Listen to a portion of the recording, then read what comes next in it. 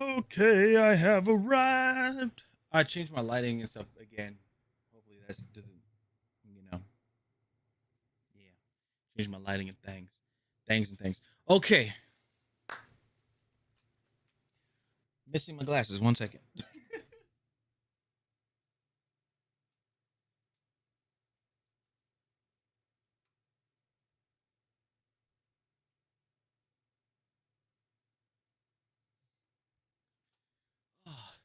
Guys, I gotta say something.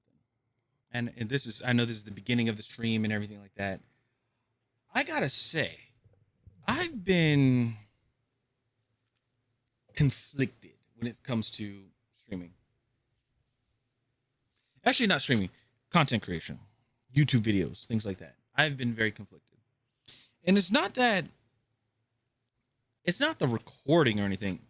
It's, I guess it's my editing. I think that's what it is. Because I've been changing my edits for some reason.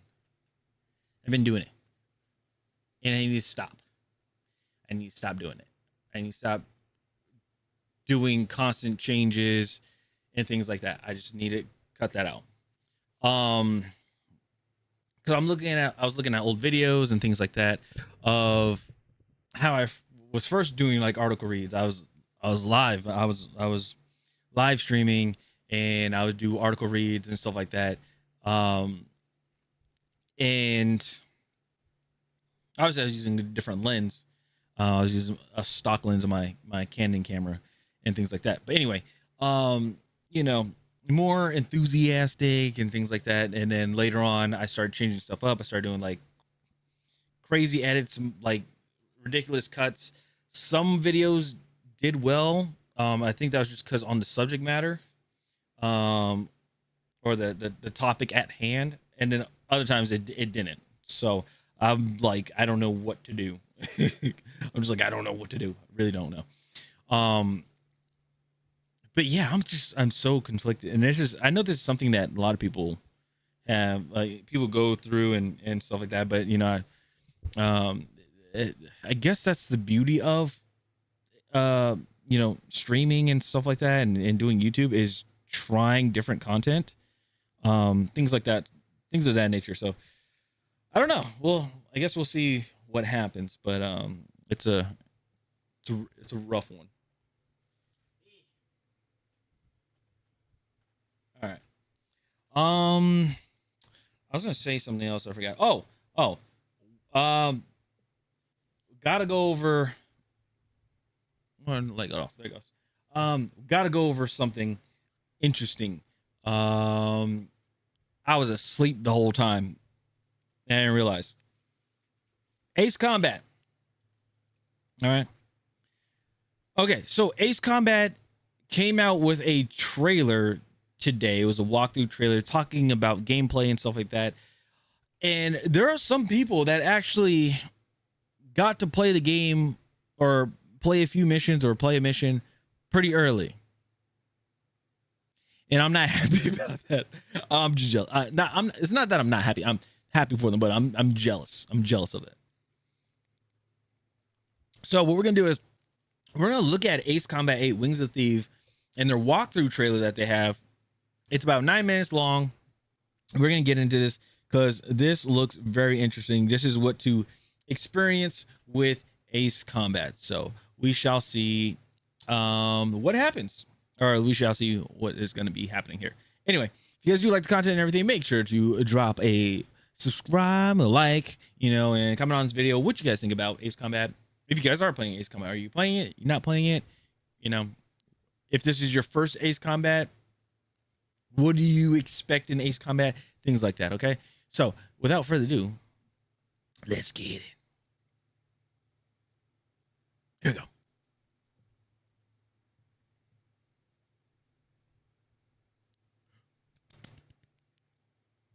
No audio. Because I muted it. Stupid. All right, here we go. Sorry. Take two. Roll it back.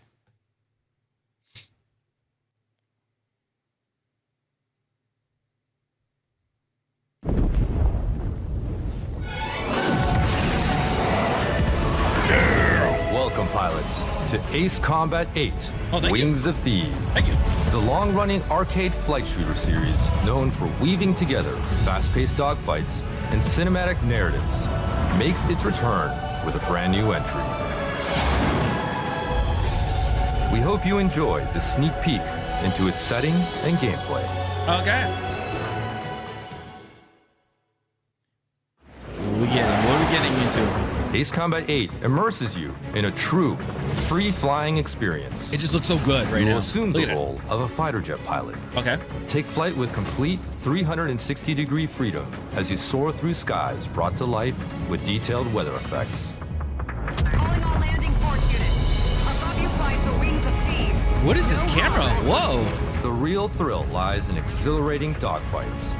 Ace Combat sets itself apart with its adrenaline-filled combat and intuitive gameplay. Okay, so it's track. Okay, so they're doing the whole tracking their target. Okay. They're targeting us. Can't this thing go any faster? Port's so round. Neutralize the 5th Fleet and their air support at the harbor.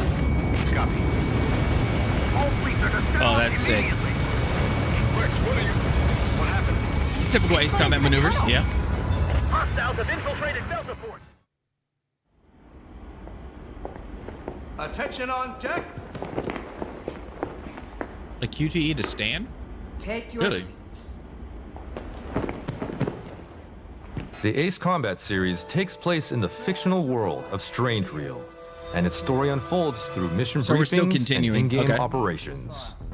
Strange Reel takes real-world inspired geography and blends it with fictional history, including impossible superweapons and dramatic conflicts between nations. Transport craft.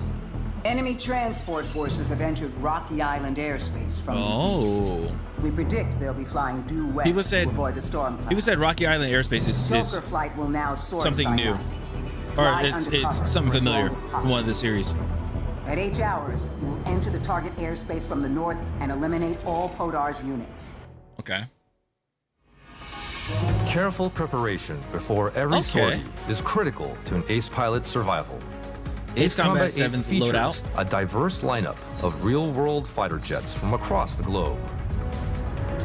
You can unlock additional fighter jets using MRP and in-game currency earned in missions. Okay, money to buy stuff. Okay.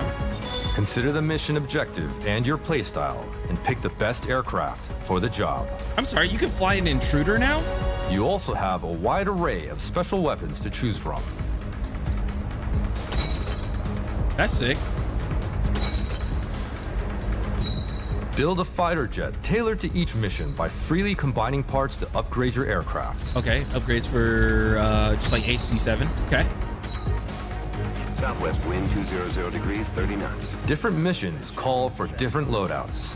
Take note of your objectives during briefings and carefully adjust your strategy to carve a path towards victory. Carrier launching. Threshold, pilot is Rex. Air traffic control to Joker 1. You are cleared for takeoff.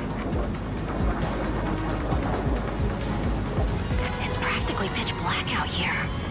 With the exception of black. Ooh, look at the afterburner. Thereof is light. That's different. Is that a physics thing? More of a lit thing. Aircraft It's more contrails up illuminating. ahead. Radar is one way to track down enemies, but it isn't the end-all be-all. You can pinpoint the location of enemy aircraft using visual cues such as contrails or the glint of a cockpit reflecting Oh, that sunlight. is sick. Mayday, we're under attack. I wonder if so the contrails, I wonder if that applies to multiplayer too. You'll need to get closer. Also watch the shorter lock-on distance. There must have been a leak. Joker 1 has engaged. All units follow suit. Roger. Master arm switch is on. That's The sick. defining feature of the Ace Combat series lies in its face-offs with massive superweapons. Switching to Colossal weapons vastly larger than any fighter jet rear This their reminds me heads of, as major the threats Arsenal bird. on the battlefield. Equipped with offensive and defensive capabilities that defy conventional logic. These enemies are anything but easy to defeat. Sasha, watch your 6. I mean, it looks Tunnel kinda vision on the easy. transports. Okay. Transmitting data on hostiles.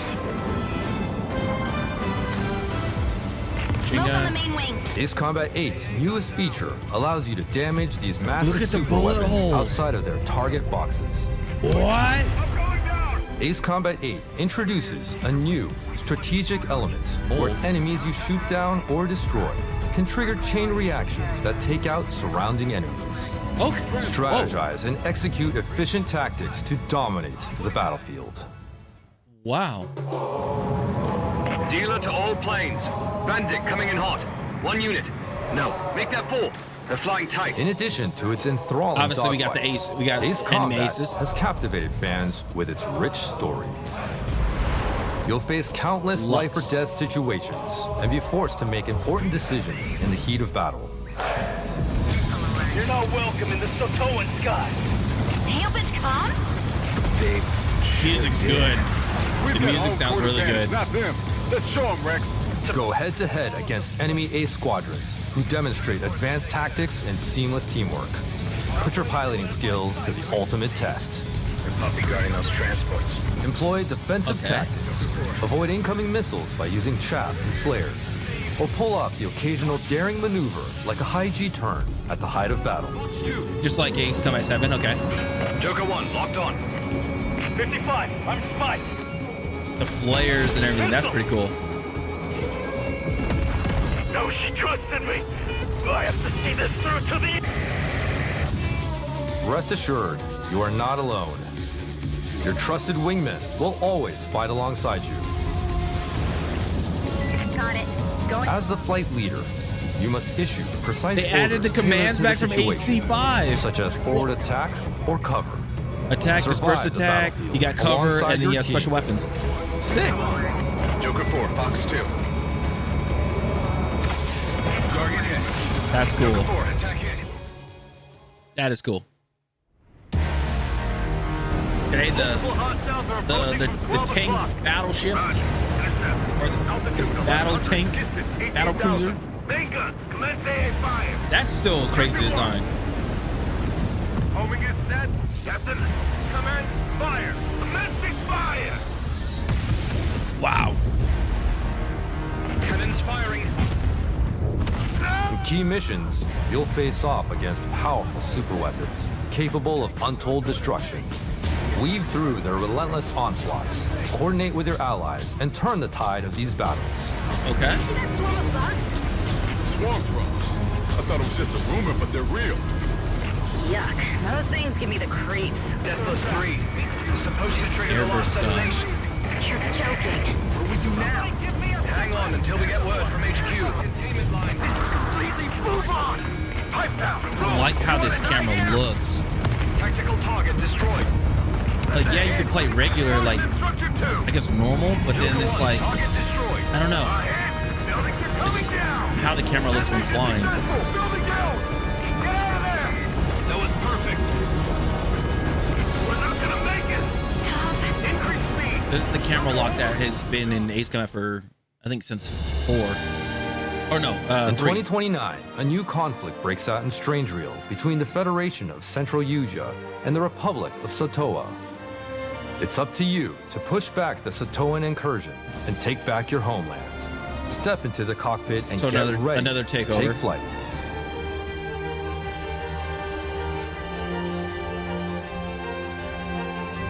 This concludes our introduction to Ace Combat's next dramatic flight shooter, Ace Combat 8, Wings of Thieves. We look forward to seeing you in Strangereal skies, whether you're a veteran who has fought on countless battlefields, or a rookie taking flight for the first time. That's sick. Thank you for watching. Amazing. Wow. And it's October 2nd. I already pre-ordered the game. All right, so let's go back. Let's look at some stuff that they had here.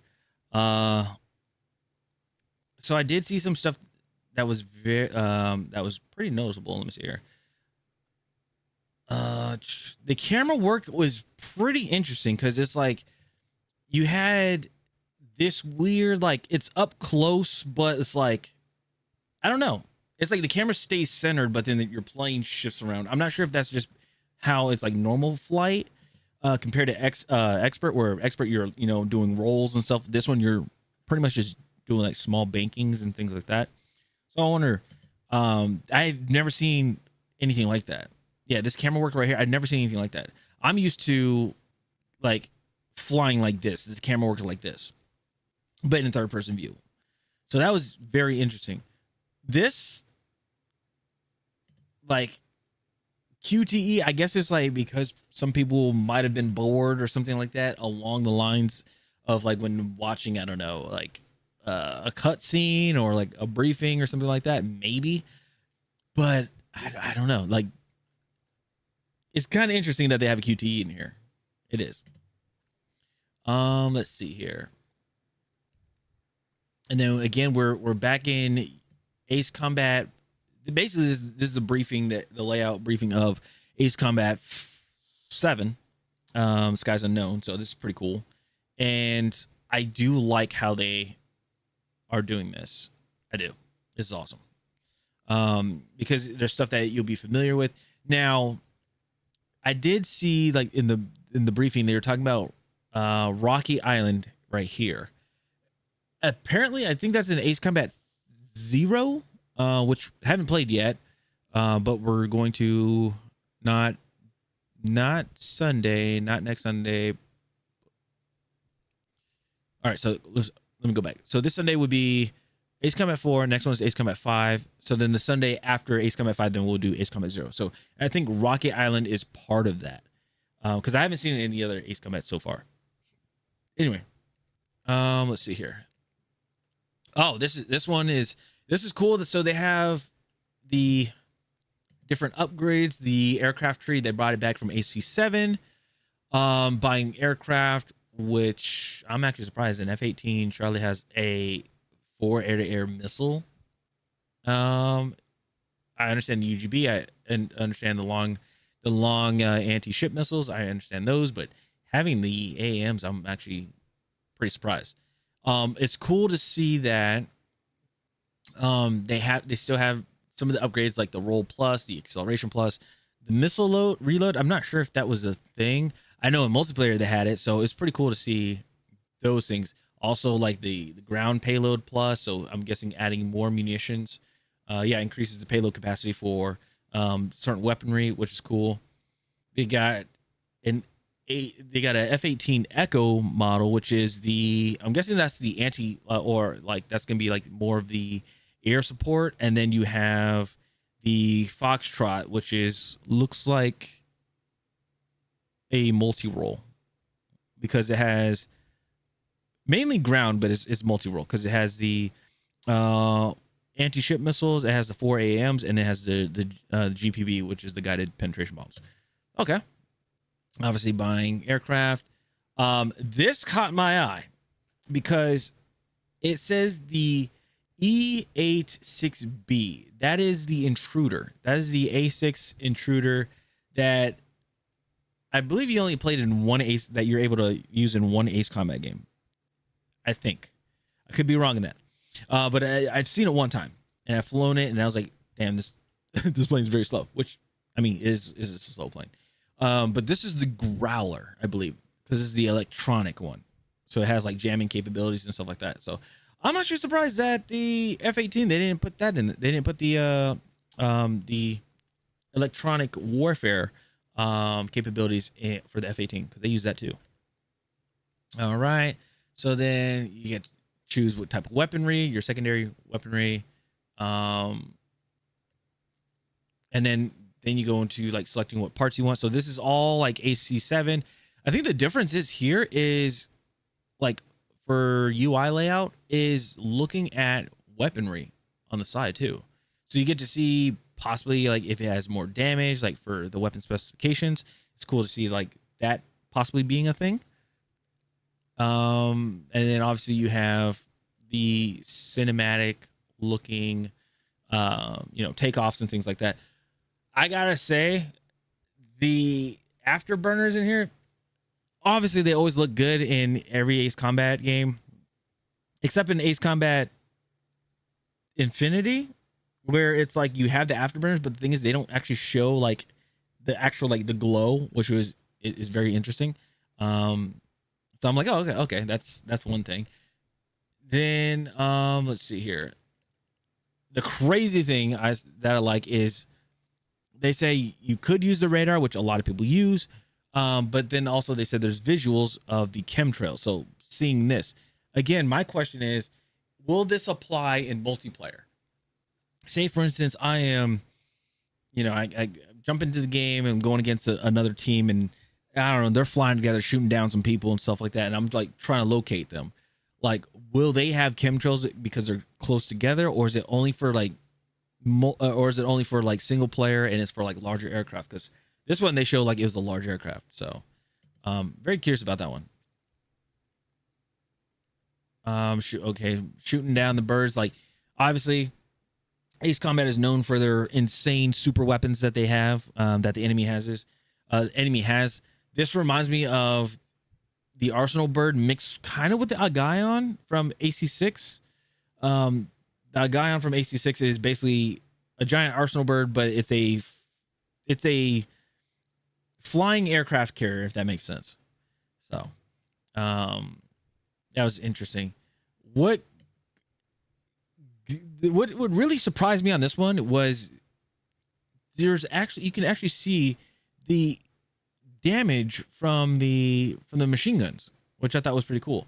And the fact that they said you don't even need to like put your crosshairs on the target to shoot it, like to damage it. You could just shoot at the plane, at the target itself, or at the plane. So it's cool, like seeing, like you see like the bullet holes. It's kind of hard to see because like it says hit, but right here, like you see like the little bullet holes. This is from when you're firing the machine gun, and then obviously you see the fire and everything like that. And then if you do, I guess, enough damage, you do enough damage, it blows up and the wing rips off. Yeah. Now the crazy thing is here it says like, okay, so it says hold, and I'm trying to figure out this part because like hold, am I just like, I'm not sure if it's, yeah, it says hold triangle. It's not saying to shoot or anything because it's not for shooting because it's the lock. The missile's locked onto the aircraft above, up here. It's locked up here. So that's why it's going to say shoot. So I'm wondering what this actually does. Is it because it's like, oh, if you hold this, you can actually see the wing that comes down, which again, that is insane that the wing comes down and can smack another plane. Usually it just phases through it. So that's cool that it destroys that. But yeah, it's so weird. Like, I want to know what that command is. And then let's see here. So this is the new enemy squad, the new enemy aces, Lux Lune. First Special Operations Wing, 11 Tactical Squadron, and oh, you guys can't see it, but hold on. This is sick. Like, you can never go wrong with, like Ace Combat. They always have some pretty cool emblems that they have for like squadrons and stuff. It is sick. It is the coolest things. I feel like they have like, we always have ones that like the enemies always have better ones than the actual players. Just to be honest. So fighting them, I feel like, we'll fight them on later. Like we'll fight them later on. Yeah, we're shooting down the planes and stuff, but they're gonna come back in like better ones, probably like in Su-57s or 47s, something like that. I know, because there's no way that they're just gonna shoot us in MiGs and MiG-31 Bravos. Come on now. So the icing, that is cool. Actually seeing the flares. What else? I think that's pretty much it. Seeing this is very, again, Ace Combat can never go wrong when it comes to putting up super weapons, like some sort of new super weapon and stuff like that, which is very interesting. A land carrier or a land battleship that obviously is driving through a city and things like that. So that's pretty cool. Yeah, see, again, this camera work, it's very interesting because I'm used to, let me see. I think they do it in this one. So this one is like the commands. I forgot to say that. Sorry. Right here. You guys can't see it again. Sorry. But yeah, right here, the forward attack, the disperse attack, special weapons, cover. Last time we saw something like, last time we saw this exactly was in Ace Combat 5. Ace Combat 6 kind of had it. it was like attack and defend, or attack and cover. And that was just like you only had one wingman, which you guys will see in a later Sunday Side Quest playthrough when we play Ace Combat 6. You'll see that. And then they also had like, if you build enough points and stuff, then you'll get like allied assault or allied cover, and that one's pretty insane too. So, but I'm cool. I'm happy that they brought this back too. Really happy that. All right. Then, oh yeah, I'm sorry. Looking at the camera, like the camera work. See how it's just like you're still like, you know, your plane's still centered and everything.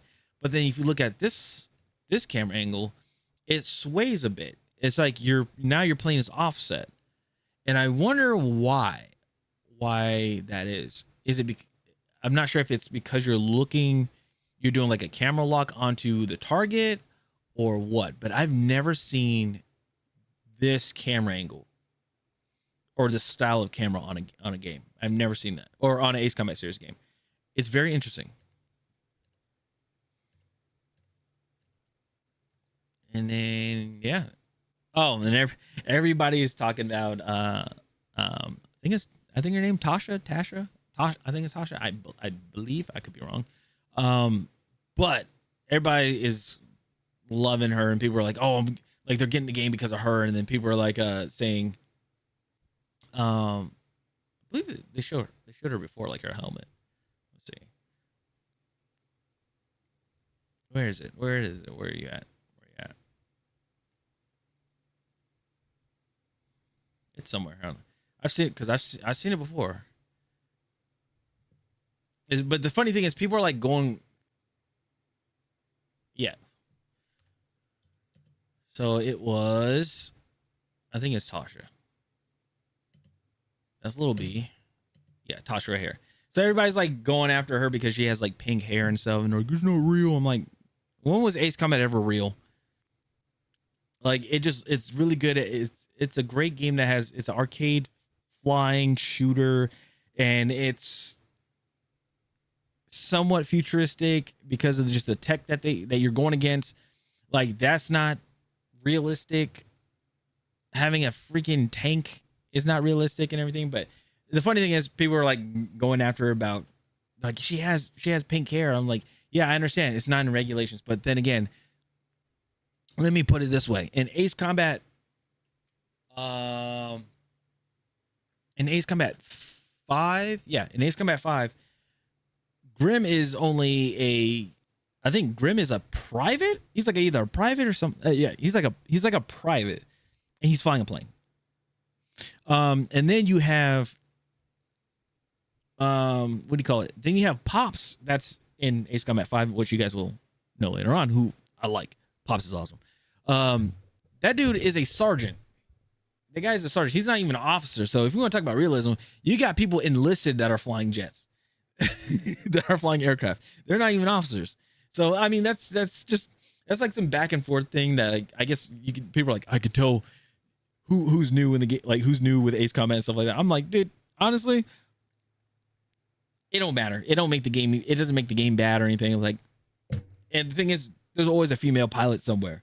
A lot of people know Nagase from Ace Combat 5, and then she returns in 7. Spoiler alert. But she's not like flying with you or anything. But she shows she's a cameo in it. So I mean, there's always going to be an attractive female pilot. That's going to be an Ace Combat series game. It's always a thing. So big whoop. But anyway, that's it for Ace Combat 8. I'm excited. I can't wait to see this game. Well, I can't wait for this game to release. And the cool thing is, if you get the deluxe, I believe you get it 3 days early. So just saying. And also, if you pre-order the game, even if the regular one, if you pre-order it, you get Ace Combat 0, the Balkan War. So that's going to be I believe it's just a remake or a remastered. It's a remastered, highly detailed and stuff. And it's going to be on whatever system that you get it. PlayStation, Xbox, or Steam. So that's some cool stuff. But anyway, that's it. that's all I got for the video. Let me know in the comments down below what you guys think about Ace Combat. Are you guys gonna get the game? Does it look interesting to you?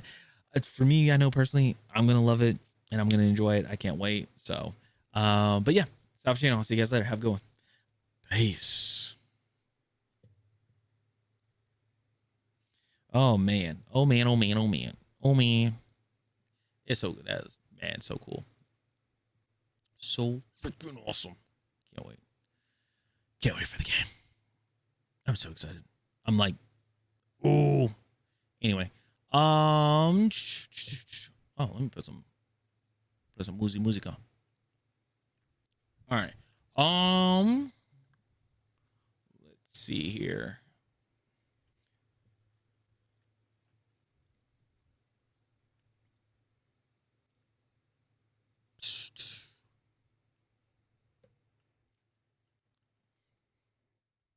Dun dun dun. All right.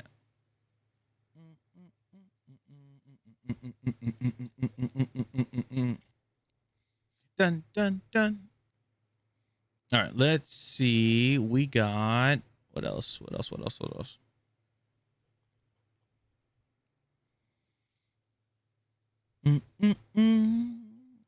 Oh yeah, guys. So tomorrow, Summer's Game Fest is coming out. 5 p.m. 5 p.m. Eastern. I shall be live. We're gonna watch Summer's Game Fest, and then after that, I believe I'm gonna call it there, and then again I'll come back on stream later on. Or what I could do is I could just stream a few more hours after that, and then that would be the end of the stream for that day. Oh no. I won't be coming back up on at 1. So I could just do a double stream and just be like, hey, we'll do Summer's Game Fest, and then after that we can just, it all depends. Anyway, oh, Fox, I did see your Zombie Nation. I'm refund you your points on that one. Where to go? This, and then we do where to go? There you go. Let's see. Did the cartoon, did that, did check-in. Oh, did not. It's not loaded. Oh, it didn't load up yet. Ah. Okay, when it loads up, I'll make sure to give you your points back. Sorry about that. Let's see here. So there's something else I wanted to see, and I was like, oh, this is very interesting. Did I put in my watch later? Oh, guys, also when you playing or not playing, but when you guys ever do like reactions to YouTube and stuff, best bet, do a what do you call it? Your best bet, use your watch later. Use your watch later playlist. It's great. It's good. All right. Videos.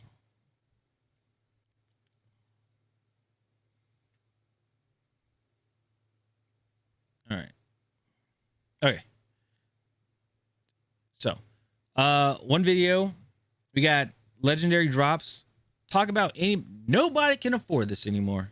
Nobody at all. It's very interesting. It's a very interesting one. All right. What is this? Hold on. Oh. Yeah. So nobody can afford this anymore from Mr. Legendary Drops. Let's see what he has to say. This is a very interesting one. If you guys do like his content, make sure to go drop a follow over on his channel, and check out his live stream and subscribe to his YouTube channel. Drop him a like and everything. Let's see what happens. So nobody can afford this anymore. I'm guessing video games. So let's see.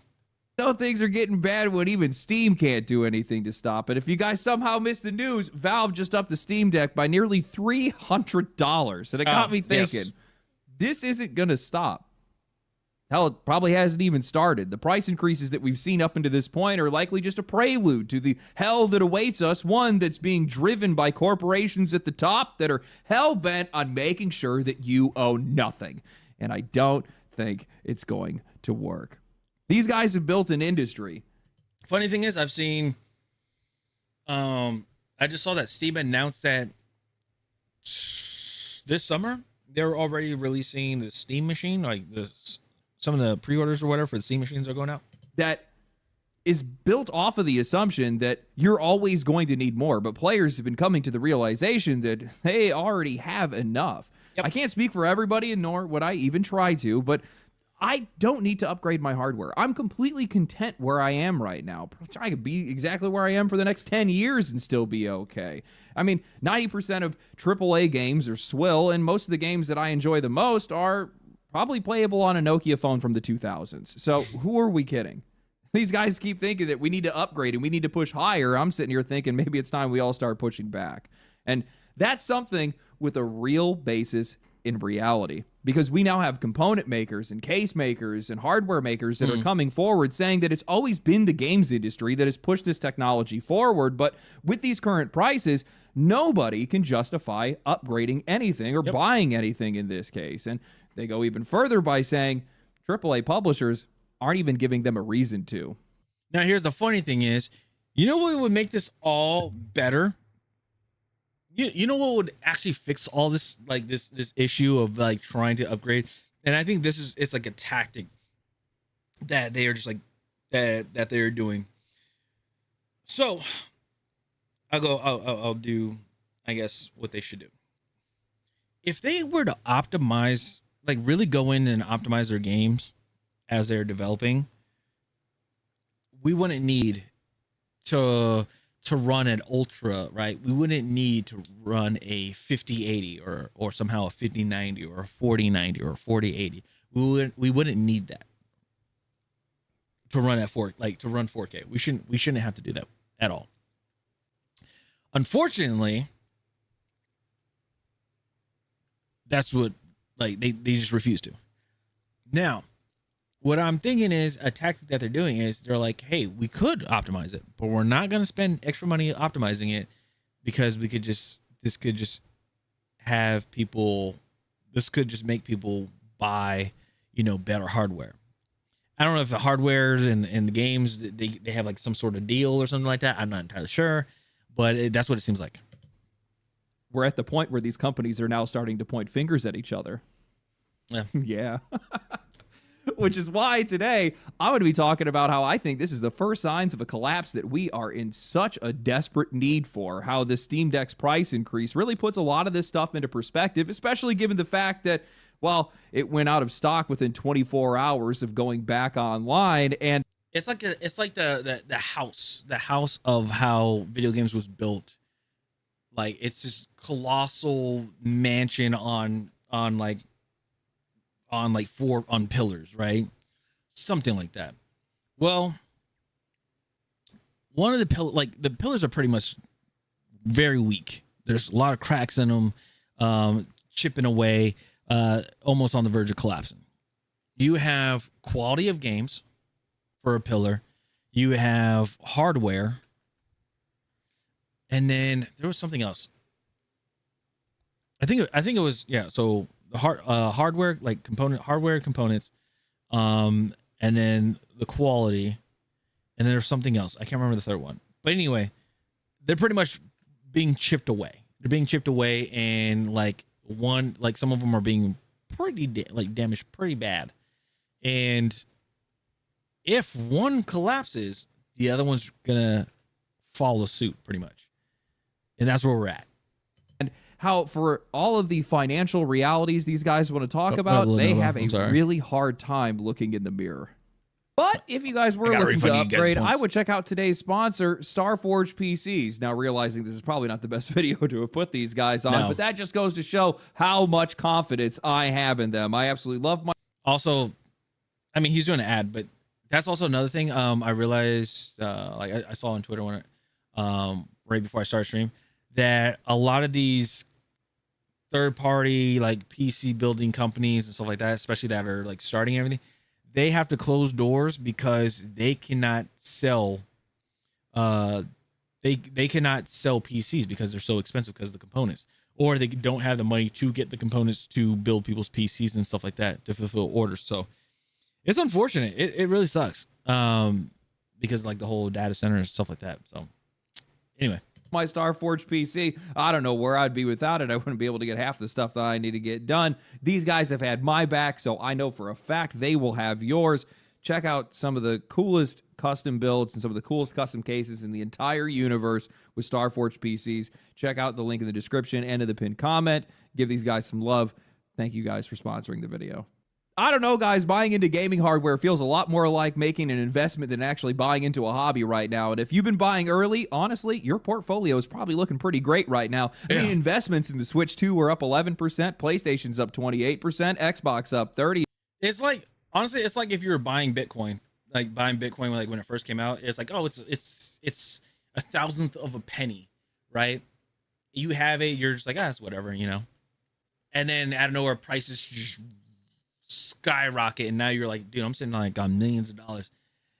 People that got a PS5 Pro that bought it like what, $600 something odd dollars now, and you're like, dude, now I got like almost a $1,000 console. It's ridiculous. And we just saw a massive upswing with the Steam Deck OLED jumping a whopping 46%. All great news for the people that are looking to sell their hardware, but nothing but bad news for anybody that's actually trying to get it. Yeah. Just last week, Valve announced price increases across the Steam Deck lineup. The 1 terabyte OLED going from $649 to $949, and the 512 gigabyte jumping from $549 to $789. Both of which were some of the last genuinely affordable options in handheld PC gaming, both now climbing well out of the reach of the average person. Valve's official comment being that these prices reflect the reality of today's global memory shortages, all brought on by the expansion of AI, a reality that none of us want to be living in, and one that I think a lot of us had hoped Valve could avoid. But now with even these guys bending the knee, I think this just goes to show just how much trouble the games industry is actually in right now. And a lot Eurogamer spoke to industry analyst Matt Piscatella. And a lot of people are saying that, you know, there's people that want AI, and they're like, you know, the AI bros, the anti-AIs and stuff like that.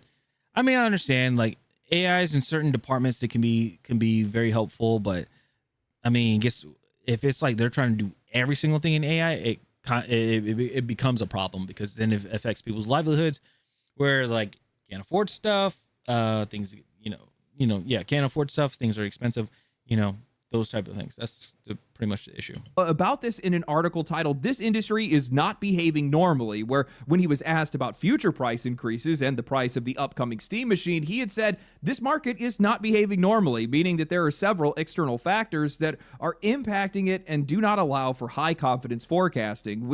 And if people are talking about, oh, how come, like, well, you can have like a normal job and stuff. Here's the issue. When it was a while ago, remember when there was a shortage on processors, on processor chips? Remember that? I believe it was Ford. Ford could not put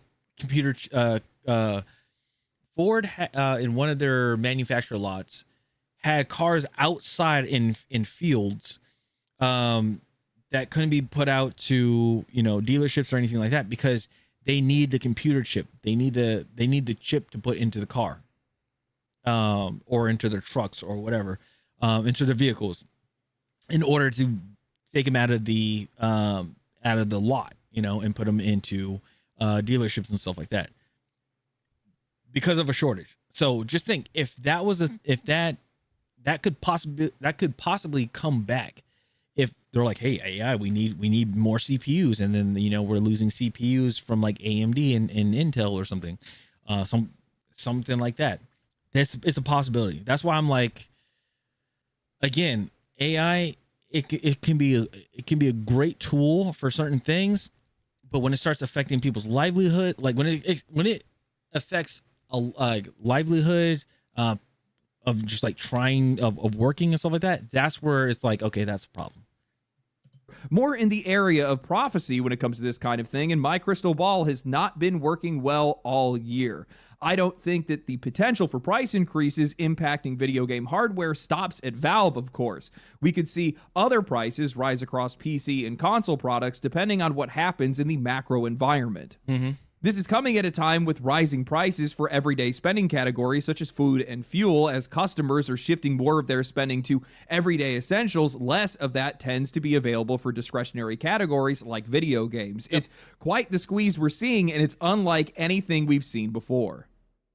So this guy is basically saying that he has no idea what's going on or what's coming next, only that prices are going to continue to go up, and it's probably not going to stop with Valve. None of that is good news.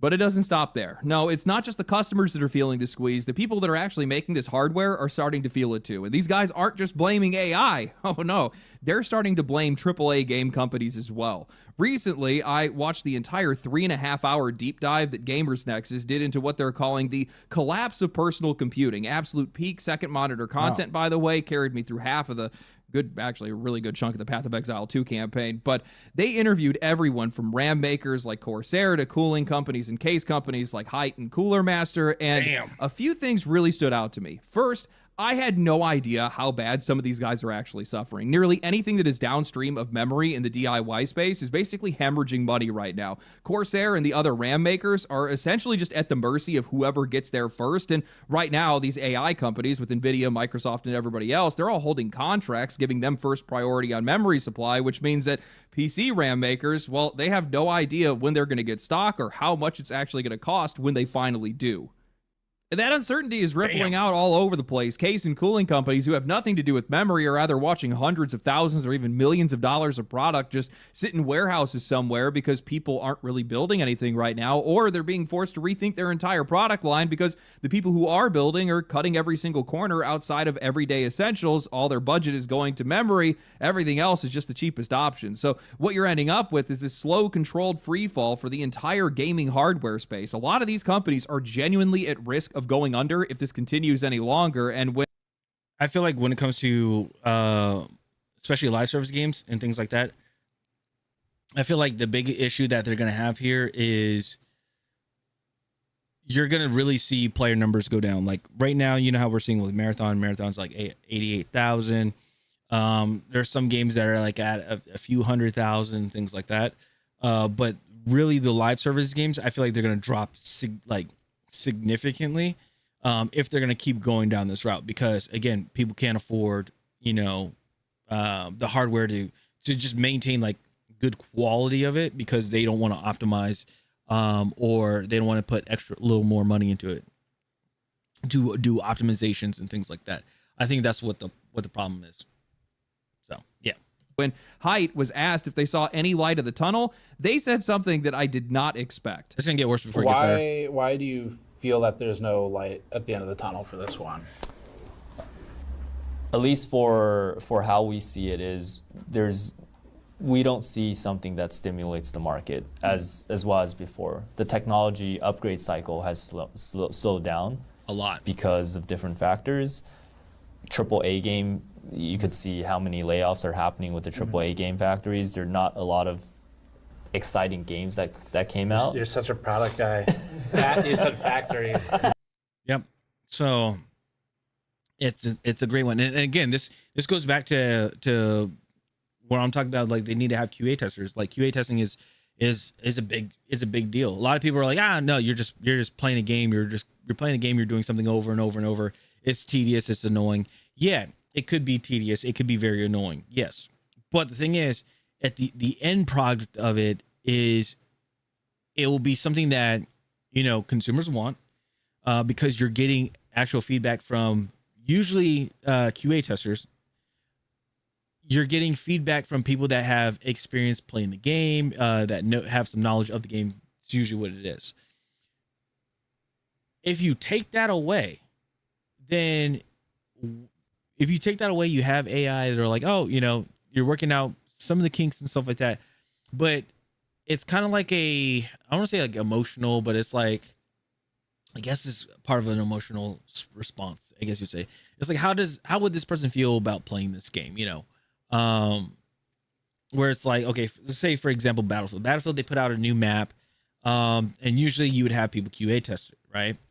But you don't have any QA testers. EA got rid of the QA testers, and this is an example, just hypothetical. EA gets rid of their QA testers, and they're using straight up AI, right? The game could like, there don't be a bug or anything. The game could be phenomenal, but lighting could be like the lighting, like to give the level of mood or something like that, could be completely off.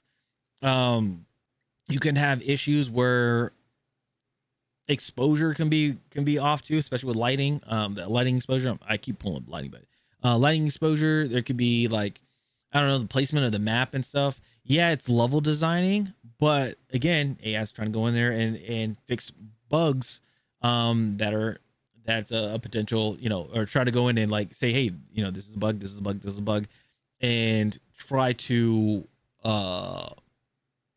correct it, I guess you would say. Like, letting the people know, and then they either remove it or they try to code it, and it could be something that the AI agrees with or not, depending on how far along their AI is. But again, it's like you have the QA testers there. Why? Because everybody is going to play the game differently. Me, when I played when I QA tested for Battlefield, I was like, Operation Firestorm isn't big enough. It's too small. Some people are like, I love it. It's perfect. It's great. Like for infantry, I could just run around, do whatever I want. And then for me, I'm like, well, I played Battlefield 3. I played Battlefield 4, especially with Battlefield 3, the OG Operation Firestorm. And I'm like, this is way too small. The jets really don't have much wiggle room to like maneuver or anything. If you fire if you have a laser target designator and you fire an AGM, it's going to hit it regardless. Like it's going to hit it regardless. And I've mentioned this. I mentioned this multiple times to people at EA or the developers and stuff. And I'm not sure if they ever acted on it or not. But when I saw the end product of it, when I played Battlefield myself, like along with you guys, Lord and behold, it was still in there. And that's why when I saw all those things, I was like, I tried to say things, but I can't. But like I try to say things. I try to, mention these things, and I don't know if it fell upon deaf ears or if it stopped somewhere in the pipeline, but it was still there. And I was like, what else can I do? Nothing. Studios. Development studios. They laugh, but he's exactly right. These are factories constantly churning out some of the most predictable, oftentimes worth a slop imaginable, rarely putting out anything that would give anyone a meaningful reason to upgrade their hardware. And I don't even think that's just a PC gaming problem. Xbox and PlayStation combined haven't been able to produce a single generational title worth upgrading for. Sony has basically been on hands and knees begging people to leave their PlayStation 4s behind, and most of this industry has just been holding out for Rockstar to swoop in and save the day with Grand Theft Auto 6. And that's why, especially look at Sony's state of play. And I feel like it's going to happen with Xbox when they do their showcase. A lot of games are going to release in September or or early October, because November GTA 6, supposedly GTA 6 is supposed to come out in November. All of this, I'm going to squarely place on fidelity over gameplay. These companies have spent an entire generation chasing some of the most least noticeable graphical improvements imaginable. Yep. The hair physics, the ray traced reflections, how great can I make their eyelashes look, while barely stopping to ask if any of these games are actually worth playing. And that's not just my take. Several of the people from the game. And the biggest thing is, when it comes to especially multiplayer games, who needs ray tracing for online video games, especially that's competitive? Everybody turns it off. If you turn off motion blur, if the first thing you do when you play a multiplayer game like Battlefield, Apex Legends, whatever, and you go and turn off film grain and motion blur, who wants ray tracing? That's going to really take a hit on your FPS. Gamers Nexus interviews had came out saying the exact same thing, that graphics have largely plateaued, and if you want to upgrade, you're probably not even going to notice. Most of these games are still getting mogged by Red Dead Redemption 2, and that game came out almost a decade ago. So what you're left with is an industry where the games aren't good, they're too expensive, the hardware's too expensive, and even if you did spend the money and upgrade, you wouldn't even see a meaningful difference. People aren't upgrading right now because there just genuinely is not any reason to. People are only doing it because if they want to get more FPS. That's what they're that's usually what people are doing when they do like their CPU, the RAM, or the graphics card. They're just trying to get more FPS. People are trying to get 400 frames, or like 400 or 500 frames or something like that. That's what usually people are trying to do. Which is exactly why, regardless of the price, the Steam Deck still sold out within 24 hours.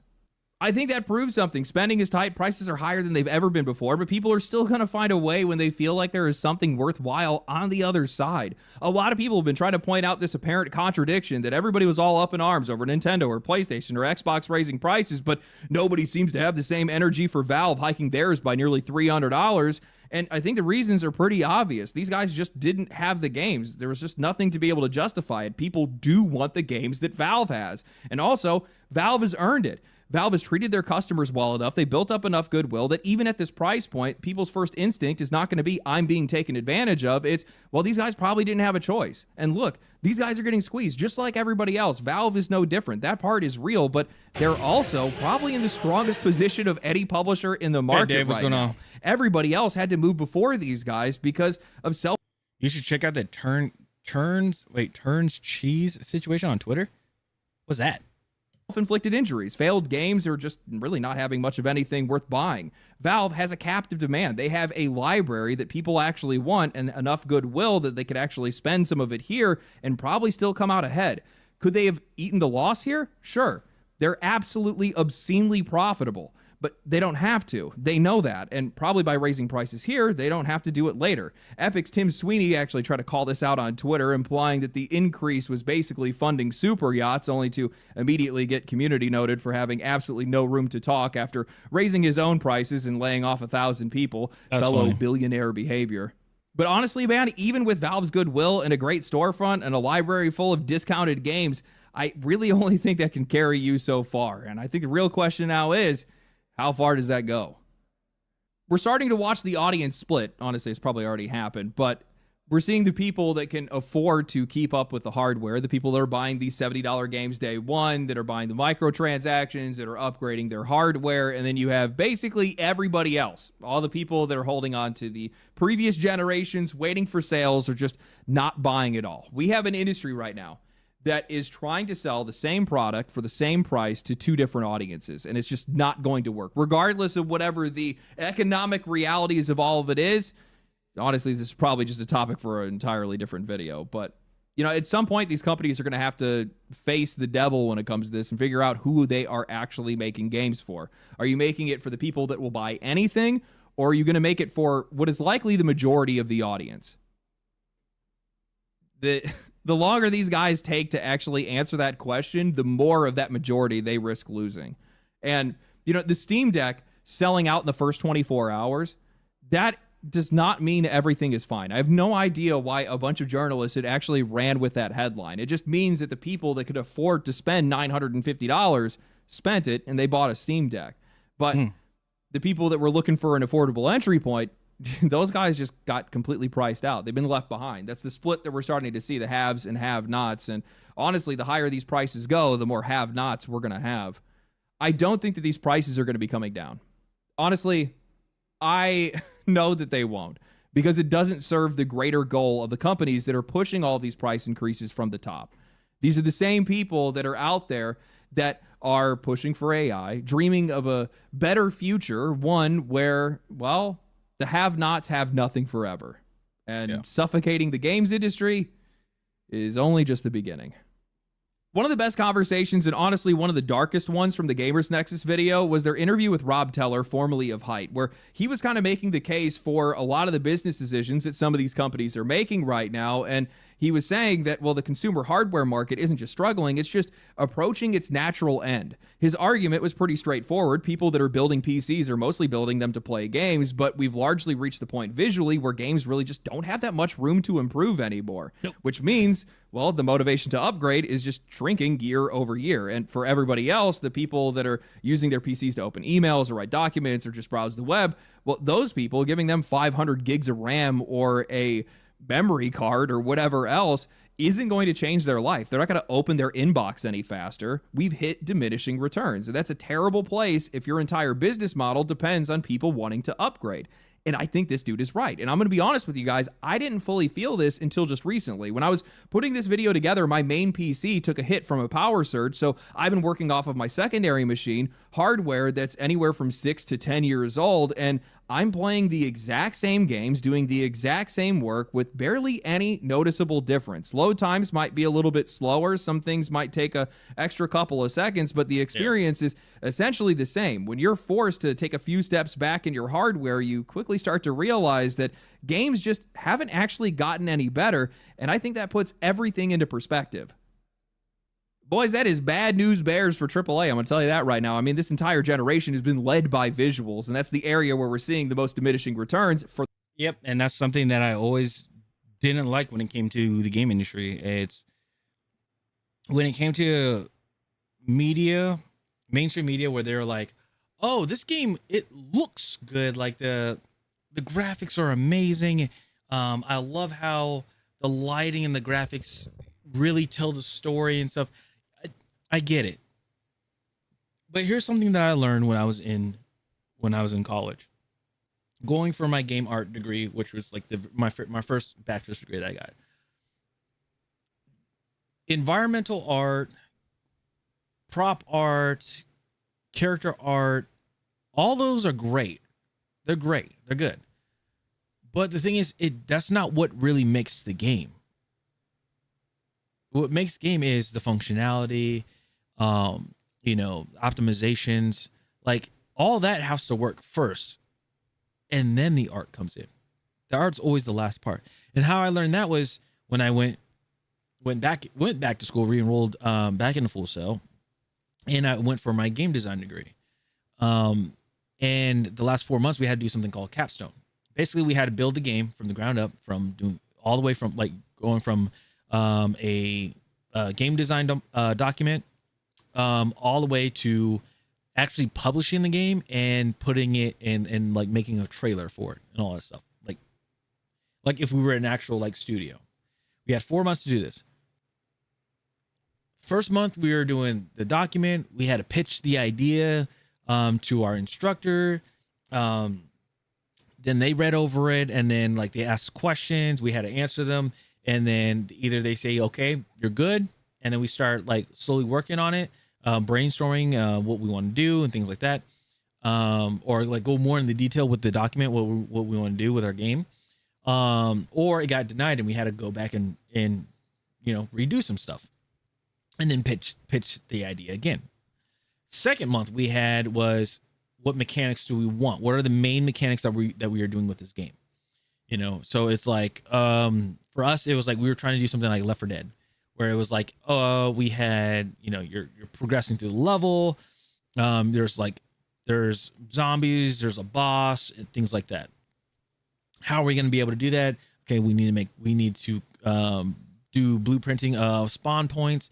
When there's a horde, how many are supposed to be triggered in the horde? Is it randomized? Things like that. Then it's like the weapons. Then you have the UI on top of that. And it's 5 of us that are doing it. It's 5 of us that all have our own thing that we're doing. And then the third month we had was levels. We all had to do 2 levels.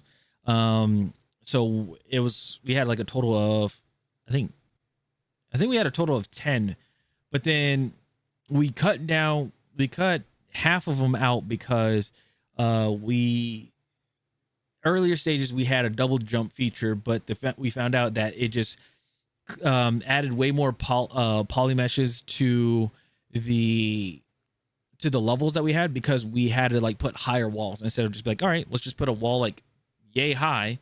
We had to make it 3 times the height because the double jump was way too strong, and that you can get out of the levels and things like that.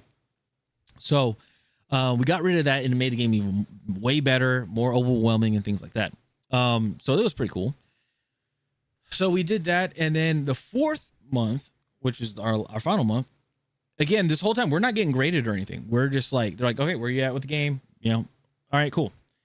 We don't get a grade for like those 4 months. We don't get a grade until the very last week of the 4th month, where we published our game, and then we have to do a presentation of showing our trailer and then talking about our game. Anybody that has questions, and this is people from people that are about to graduate with us that are asking questions. There's people that are in classes, you know, way before, like not way before us, like classes that we've already done. Like they come in and they're watching our presentation and what they're doing to see like what they expect during the capstone, or to get like experience of what capstone looks like, a glimpse of it. So we're like, all right, cool, bet. So we have, so we're like talking about it and things like that, things of that nature. And then we publish it and stuff like that. And we're like, all right, if you guys want to play the game, totally play the game. Go on itch. Look, here's the link. Play the game. Yada yada yada. Some people, they put it on itch.io, and then then like after they got the grade, they took it off because they want to work on it more. And then some of them put the game on Steam, which is good. But where the art comes in, which I'm trying to say, overall, the art came in the very last 2 weeks of that 4 months. The very last 2 weeks. And that's when we either called people from the game art program and say, hey, we got an idea for you. We'll put you in the credits because you're the artist. We need these guns made. We need these guns rigged. We need, you know, and then we'll code it to our character. We need it rigged. We need it made. And they're like, all right, bet. For me, because I had a degree in it, they're just like, all right, Alpha, you're gonna do that. And I was like, okay, sure. Rigged up some, like made some, like 3D modeled some guns, like I think it was like 3 guns in like an hour, and then you know, made sure I optimized them so that it's not like when you equip the gun in the game, it like drops your frames dramatically, or anything like that, or drops your frames at all. You probably lose like 1 frame. But did that, rigged it and everything, brought it into the game. Tested it, it worked. Then went and textured it, threw in the materials, the texture packs and all that, threw that in there, and then we're like, all right, cool, bet. Then we had to optimize everything, the lighting and stuff like that. People are like, well, did you just use lumens? Did you whatever? I was like, no, we just baked in lighting. That's what we did. And there's nothing wrong with having bake in light. I don't get it. Like, there's nothing wrong with having baked in lighting. It makes your game, like, obviously it makes your game run better. At least you can see, and it makes your game run better. When people are like, ooh, it has to look like realistic sunlight and stuff like that, it's like, okay, but how many people are really going to turn down the lighting so they can have better frames? And it all depends on what type of game you're making. If you're making a single player game, by all means, go willy-nilly with it. But if you're making a multiplayer game that you're going to want to prioritize FPS, you want to do that. Like you're going to want to have like the best optimal way of people wanting to play the game without like doing crazy stuff with it. That's all I'm saying. So again, the core, like the main thing about making a video game is the functionality behind the game. Then later on is the visuals, the artwork, which still has to go back to functionality of the game, because then you have to optimize it again to make sure everything runs smoothly, and then you release it for the highest prices imaginable. Sorry for that long. Kind of just puts an rant. expiration date on this entire thing, because like, how much better can games actually look? Do we actually want them to look any better? We already have photorealistic games, body cam FPS shooters that look like they're probably going to give you PTSD. Yeah. I mean, we already have real life. Most people are playing a lot of these games because they're trying to go somewhere that isn't real, somewhere that's expressive or distinct, or something that just doesn't reflect the world right back at them. That's why we see a lot of this pushback over character designs and some of the narratives in some of these games, because people just don't want to have anything to do with that. That's not what they're coming to these games for. And some of the games that we've seen that have reached the most craziest success possible, Tears of the Kingdom, Expedition 33, Elden Ring, Silksong, these guys aren't winning because of their graphics. They're winning because they're expressive, because they have something to say, and also because the gameplay is good. Better visuals on more expensive hardware is just not where a lot of these games are living right now. And if players aren't seeing a reason to upgrade, I mean, imagine how little reason somebody who doesn't even play games has to upgrade their equipment. I think this is also another thing a lot of people talk about, and they make fun of people for this, like especially people that are in film. Gotta say it. When people make a game that is like super realistic and things like that, and then the gameplay is like crap, they're like, oh, they're just film actors that, or they're people that were either film acting or that wanted to do film, being in the film industry, and they didn't make it. So what's the next thing they do? They go to video games, and they want to incorporate everything that they learn in film and everything to make everything look cooler and it look better and stuff like that. But the game doesn't play well. But they're like, it doesn't matter, because like, look at our game. It looks cool. It's like, yeah, it looks cool, but does it play? Well, I don't know. Is what is driving a lot of this desperation around AI right now. These hardware and software companies, man, they need new customers, and they're just not finding them in gaming anymore. So now they're just manufacturing demand through business-to-business deals and AI agents that are basically these applications that are far hungrier for memory and powerful hardware. And, well, they see infinite growth potential, the same kind of growth potential that they used to enjoy in gaming before it ran dry.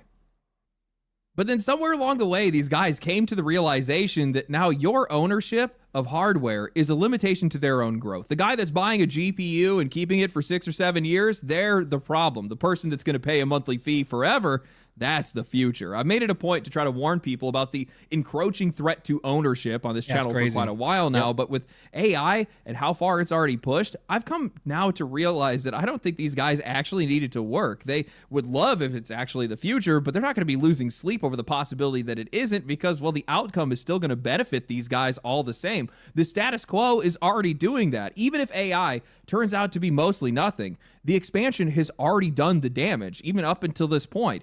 They've driven up component costs, created artificial scarcity, and quietly suffocated the personal hardware industry in the process. I mean, we're already watching that happen right now in real time with the case and component makers that are bleeding out.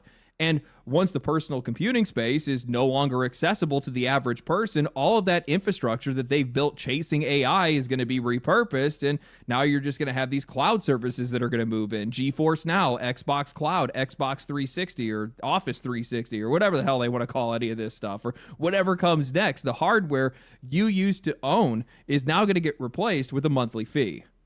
Now, I want to be clear, none of this is happening by accident. Jensen Huang, Satya Nadella, Jeff Bezos, all these guys have been selling this vision from the very beginning. Phones were a revolution. Laptops were a revolution. This is the next one, the future of PC. Redefining PC is what these guys like to sell it as. You won't need to own your own hardware. It's inefficient. It's expensive. You don't even upgrade that often anyway. So why hold on to all that power in your house when we can just hold on to it for you? Play your games anywhere. Access everything from any device. Let us store your data. We'll keep it very secret and very secure. Just pay a monthly fee. All of it framed as convenience, as cost savings, while quietly admitting, well, ownership is just simply less profitable. And honestly, I think the numbers make this really hard to argue with, because a 5080 right now is going to run you about $1,400. Most people are not going to upgrade for 7 or 8 years, maybe even longer than that. The same level of performance on GeForce Now's Ultimate tier, which is a 4080 or 5080 class servers, costs you $19.99 a month, which sounds reasonable until you do the math, which is $240 a year, nearly $1,700 over 8 years. And that's assuming that the price never moves. Yep. But every single subscription service in existence raises their prices. Netflix has done it 6 times in just the past 8 years. YouTube just raised theirs just now. They just raised their subscription from on YouTube Premium. Their standard plan is nearly doubled at this point, and they're just giving you other options. Maybe you want it with ads or something like that, because they're going to make a crap ton of money off of sponsorships. Because I stopped caring about subscriptions, no ad subscription. I stopped caring about it because of Amazon Prime. The reason why I say is because Amazon Prime, you paid $100 a month, or not $100 a month. You paid $100 a year annually. Where you have Amazon Prime Video, and also you would have, your Twitch Prime. You had you had your Amazon Prime, you had your Twitch Prime. You were able to get stuff from Twitch too before they did the whole Luna or whatever. You got to get like cool drops and stuff from Twitch. That's what I miss. And then on top of that, you got what do you call it? No ads. But then I think it was I think like 3 years ago, Amazon changed Prime to where if you pay an extra, I think it was like on top of the $100, if you pay like an extra like $8 or something like that, or like $20, I can't remember. You can get no ads in your Prime Video. And that's where I was like, I'm sick and tired of this. I'm not doing it anymore. So I'm at the point where I'm like, I don't care. I don't care for ads.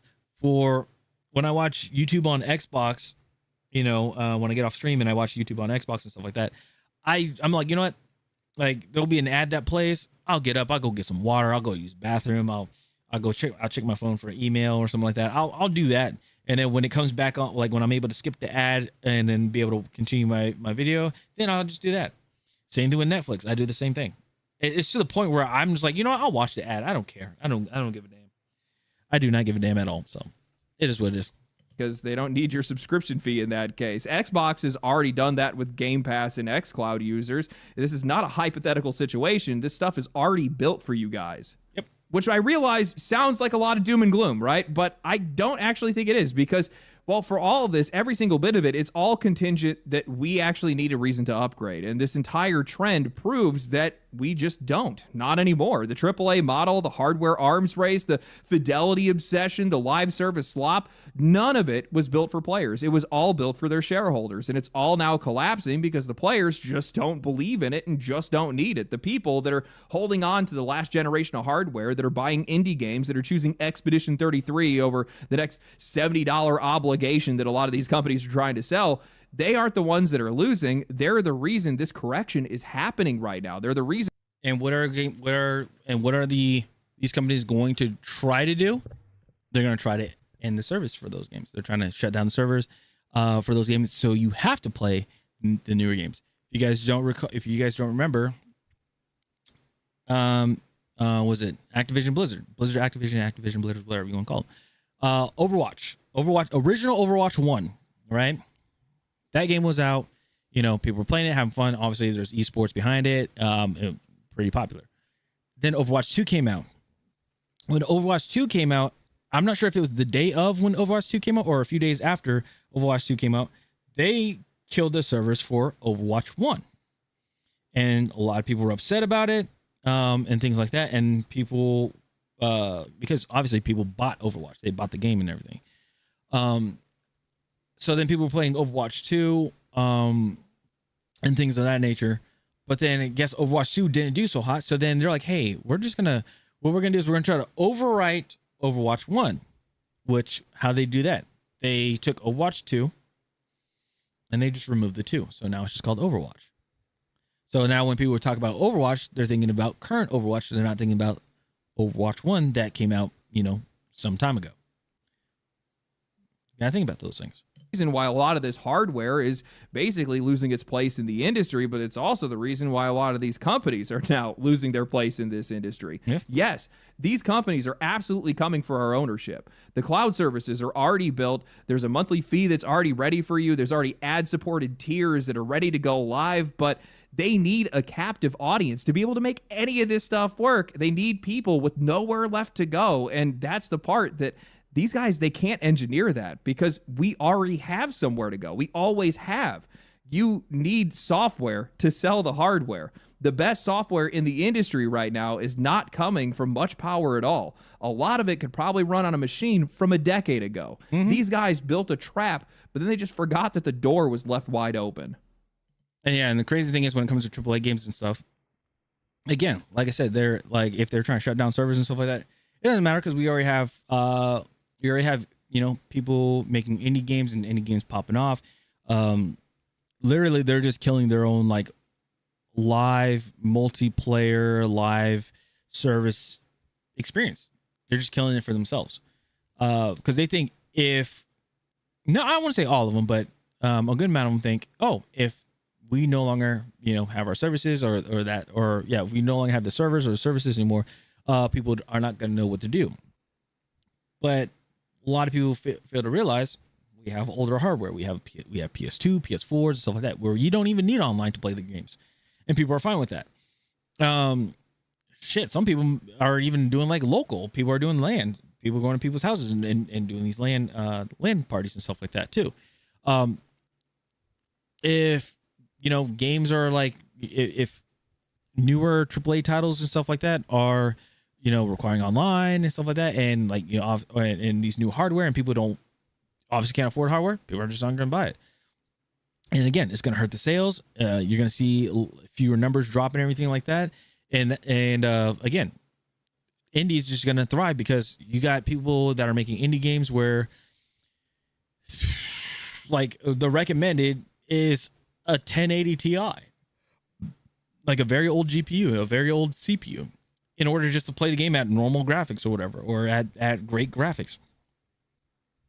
So, and the thing is, what can those AAA industry, like what can AAA industry do to those indie games? Nothing. They can't do anything. And that's why you see their numbers go like crazy. You see Schedule 1 going crazy. You see Expedition 33 going like crazy. You see Peak going like crazy because it doesn't require that much to play the game. So there's that. What I think is actually going to happen because of all of this is that the economic impacts are essentially just going to force customers to continue to spend less because things are just far too expensive. These companies will then continue as a result to edge out customers even more, making things even more inaccessible. And then eventually what will happen is, well, the hardware industry is going to be forced to resize. They're going to be forced to shrink down. Otherwise, they're going to face extinction. Same thing goes for the AAA companies that are making games because, well, take a minute to think about it. If you guys are spending $300 or $400 or $500 million to be able to make a game, how are you going to be able to justify that when you just do not have the audience to sell it to? Yep. These guys are going to have to spend less. They're going to have to make games for lower end hardware. They're going to have to work towards optimization. I think that's probably the direction that both industries should probably head in, which is stop going for fidelity, stop going for raw power. Instead, start going for cost per performance, start going for better optimization, start going for better gameplay on the side of games, and that's where they're going to be able to make their money. But the long I would say raw performance is okay. Like work on like obviously do optimizations to where native is, it's okay to play on native. That's also another thing. Like no enhancement, no like enhancers or anything like that. I remember playing any game like on native, you had like the best FPS ever. And now it's like, now you need to have like frame gen just in order to have better frames than native. It's insane. It's crazy. The longer these guys take to make those choices, the longer they take to figure out that the customers aren't following them, the more of these companies that are probably just going to fall completely to pieces, if not completely out of the industry, and the more that they're going to be replaced by people that actually understand. Mm-hmm. It's exactly how it'll work. That's why I'm just like, let it happen, right? If games look the exact same, let's say that today, this is it. We're at the peak, right? And games look the same way for the next 20 years. I'd be completely fine with that. Yeah. I wouldn't have any problem with that. I think games look incredible today. And most of the games look better on when PS4 and Xbox One were out. Look at if you think I'm wrong, look at Call of Duty World War II. That game looks like the campaign for that game, and I did a Sunday side quest of it. That game looks like a damn movie. Does it look like absurd or trying to look absurd? Aren't even worth your money to begin with. But some of the good games that actually are worth playing that still look pretty good, yeah. You see a Resident Evil or a Pragmata or something, yeah, dude, cool. Keep it just like that. I don't need to go any further as long as these games continue to play well. Don't let anybody tell you that we are the ones that need to meet any of these companies halfway. No. They're the ones that need to meet us where we are. Simple as that. If these guys want to keep pressing forward, it's their fault for not looking behind. You know, every single year I try to go through all the games that I play and see, in a year, what games did I play? And last year, just like the year before that, it's like 80-20 older games and indie games to AAA games. And that's a trend, mind you, that has been talked about in this industry for the past couple of years. And it's a trend that while they're talking about it, they're not really discussing what it actually means. They're the ones that keep moving forward. We're the ones that are just kicking it and watching these guys just fly right off a cliff. It's an excellent show, I'll tell you that. The market will self-adjust eventually. Anyway, hope you guys enjoyed the video. If you guys did enjoy the video, like the video, subscribe to the channel, follow me on Twitch, follow me on Twitter. I'm going to Summer Games Fest this week, or at least the play portion. I thought I was going to go to the main show, but I don't think I'm going to be able to get into that. We'll see. I don't know. Getting in behind enemy lines. Anyway, stay cool, stay righteous, stay safe. I'll catch you guys in the next one. Peace. That's awesome. That's cool that he's going. But yeah, that is all right. That is Mr. Legendary drops himself. Let's go ahead and drop that in there. There's his link. Make sure to go check him out. All right, ladies and gentlemen, go check him out. All right, let me go ahead and put this in here. Oh, look at that. Now I can actually, I don't know why somehow with Rumble I wasn't able to put the link in there. It's very weird last time. So anyway, yeah, go check him out. Make sure to give him a good old fat follow and things of that nature. All right, so what we're gonna do is I'm gonna prep, or not prep, but we're already prepped. Battlefield. We're gonna be playing that. Yeah, we're gonna be playing some Battlefield. We're gonna come on, Chino, say it. Come on, what are you trying to say? We're gonna try to level up the gun. There you go. Goodness gracious, my brain just wasn't working today. It's just like, hell no, hell no, we won't go. But yeah, that's what we're gonna do. It's gonna be very, very interesting. It's gonna be very fun. All right. So before I do that, let me go get some water. I don't know why I said it like that, but let me get some water. And I said it again. Let me get some water. And let me go get some, let me go use the bathroom too, because holy crap, my body's like, "Rrr." Yeah. I know tonight was supposed to be random game night. Usually that's what it is. Friday is random game night, but I need to get this GRT CPS to a higher level and try to get this done as soon as possible, because I'm tired of using this damn gun. This gun is a BB gun. It's legit a BB gun. It's so annoying. It's very annoying. But yeah, I'll be right back. Let me go use restroom and things like that. Okay. There we go. Enjoy the music.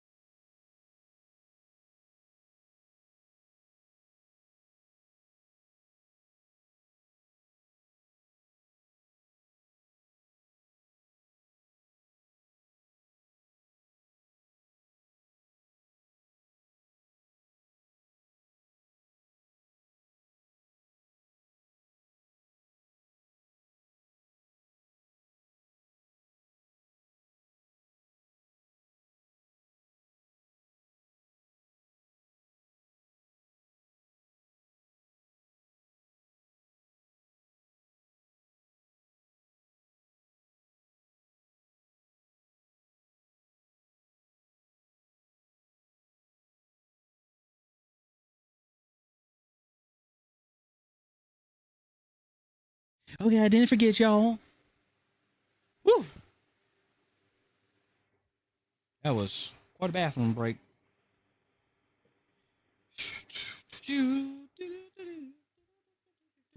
Ow! Smack my forehead on the microphone. Now I see why people will do headset mics and stuff again. Gonna smack your head on the microphone.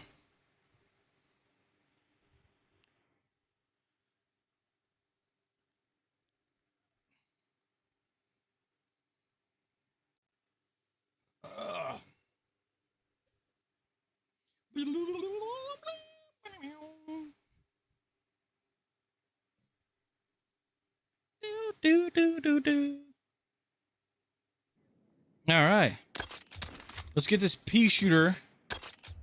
Hold it up. We're at 30. Yeah, level 30. Level 30 with a pea shooter. That's what we're doing. Level 30 with a pea shooter. With the grandpappy's BB gun, that's what we're using.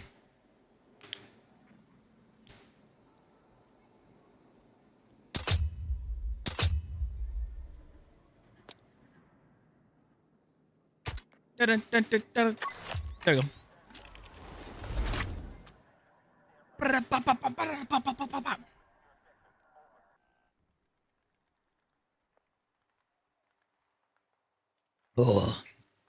Oh. Game started. All right. We're defending.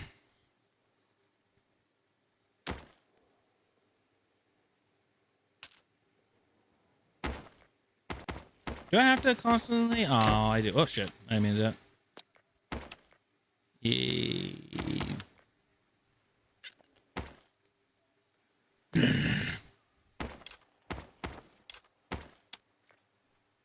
Oh.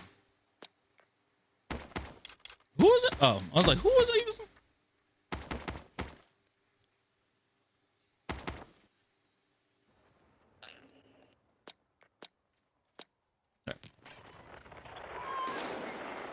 Wait.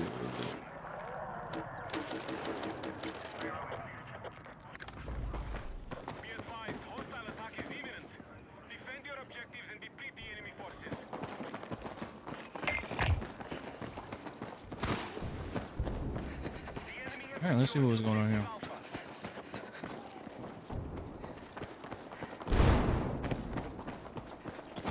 Am I blind? I think I am. Oh.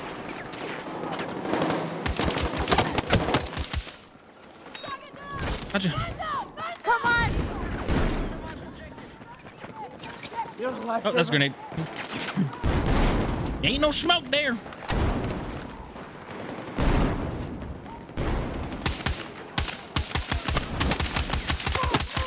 Ain't no smoke there, buddy boy. Grab what you can. Reload. You got him. Nice. City boy! Oh God. Oh, who hit me? Oh no.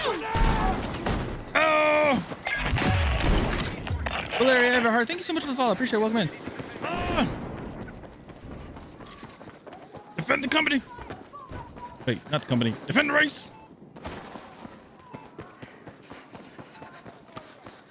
All right. This is 21 rounds in the magazine. Yep. There, 94. 94. Oh my God! Someone that actually got my name right. I knew it'd be you, Alpha. I appreciate it. I tried. I try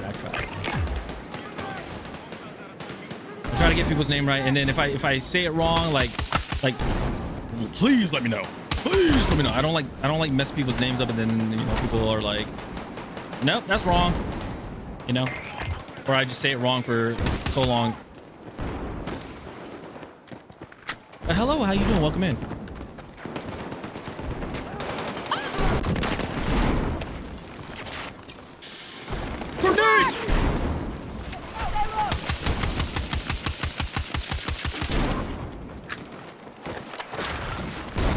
Whoa, whoa, whoa! Who did that?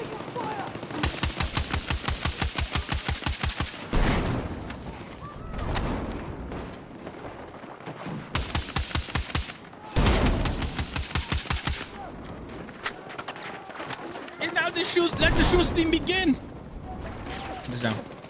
There you go. Down. Yeah. Nothing. Woo! I'm gonna give you a guess. Wait. I'm gonna give you a guess of who this is. Don't say it out loud, but we've known each other for over 10 years. Over 10 years. All right, so 10 years. So it's been 20. All right, so 20. Okay, so right now we're. I got these guys down here. So it's 2026. Go 2016. 2026, 2016. So it had to be when I was in the military. But they shooting down there. They're trying to come. Yeah. So it had to be when I was in the military. Did you see 'em? Oh shit! They're underneath the jet.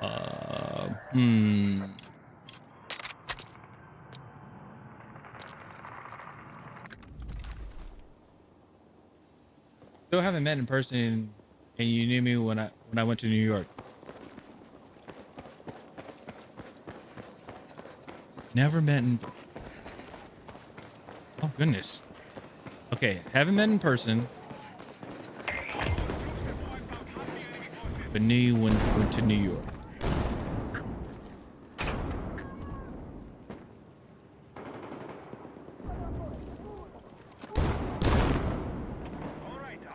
What was that? 2016. 2016. I was.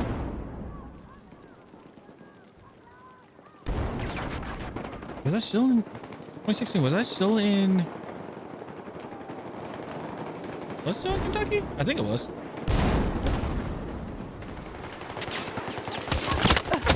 Oh damn! I think I'm still in. Was I still in Kentucky? I know I was going to. Yeah, I was. We played COD Zombie together. Oh damn! This is gonna be tough. We played COD Zombies together.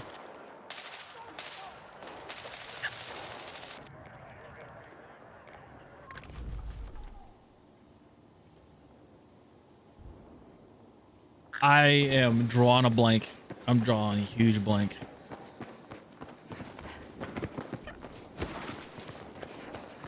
I am so sorry. Play COD Zombies together. Were you? Hold on. Were you? I could be wrong on this.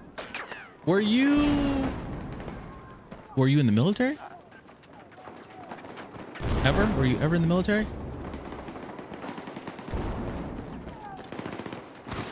No. Okay. Not in the military. So okay.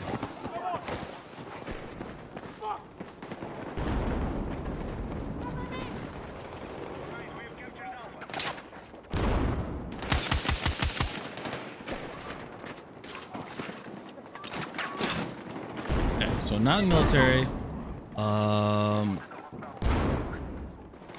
You couldn't believe I was into anime when we met over an app.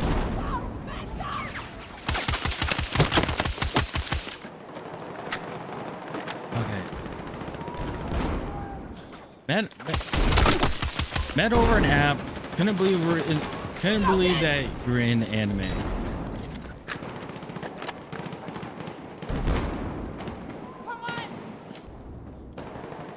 I am drawing a blank. Then again, but you said it's been 10 years, so it's been pretty long. So I mean, my brain was pretty. Also drinking the alcohols too. You should know this. We talked about this. I think 13 years. Well, I know somebody specifically for 13 years. But the thing is, hey HR, oh damn, HR Andy, thanks for promoted. Welcome in there. Welcome in. Lee.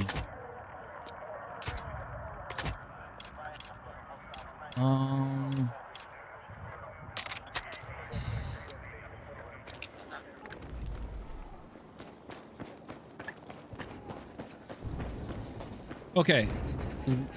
Okay, so we never. Obviously, you knew me when I was in the military. Had to be. I'm having so much fun seeing you trying to figure this out. I don't know.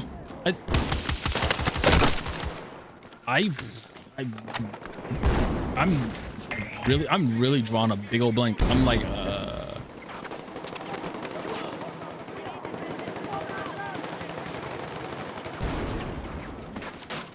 Back out!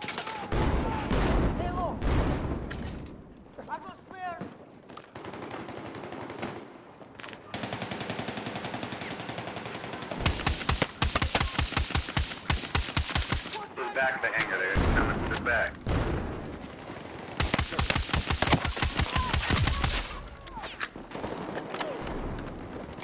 Yeah. Watch the back. They're coming to the back.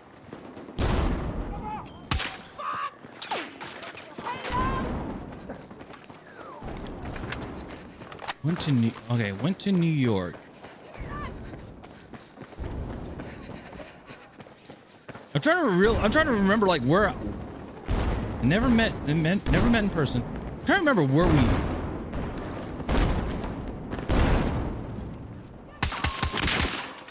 I'm trying to remember where I was actually at.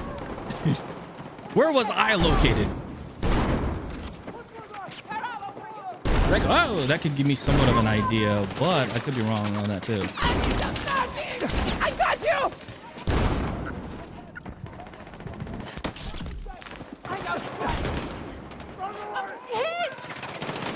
Stay with me! Let's go! I'm getting out! Medic! I'm fucking hit!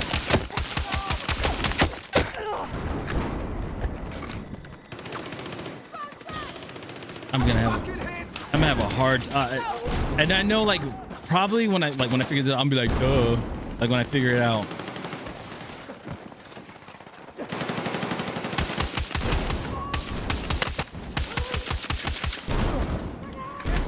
But I'm drawing a blank.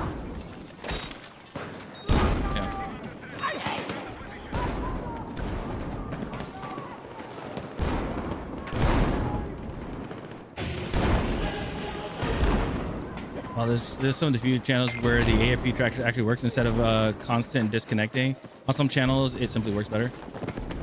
Oh, well, I didn't know that.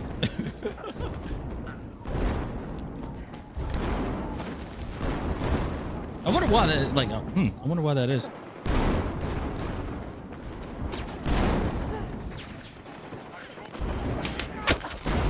I forgot I don't have. What's it called?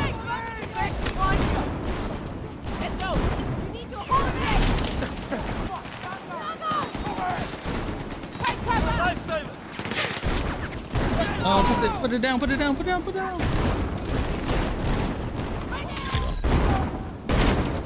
I'll give you one more thought. My favorite superhero is Iron Man.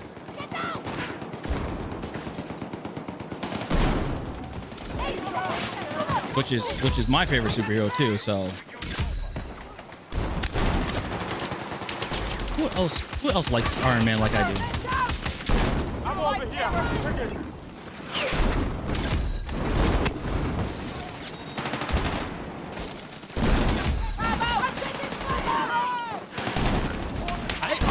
I don't know.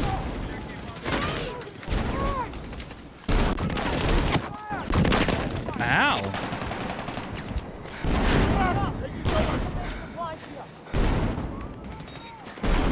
I've got them.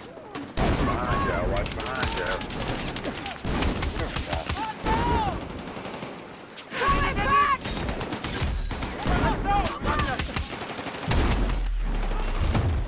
Yeah, I.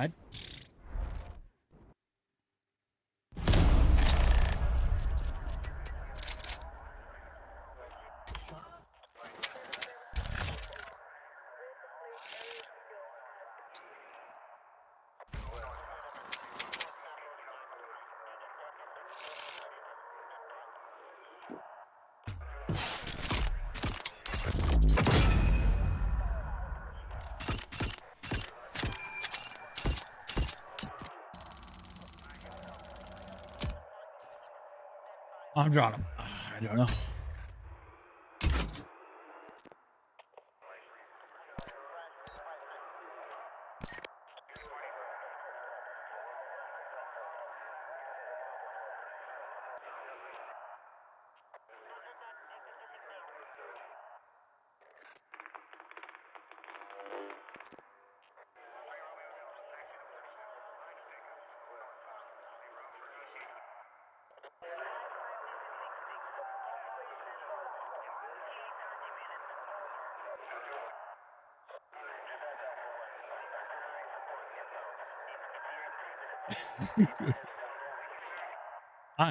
I am 100% drawing a huge blank. Oh, almost at 31.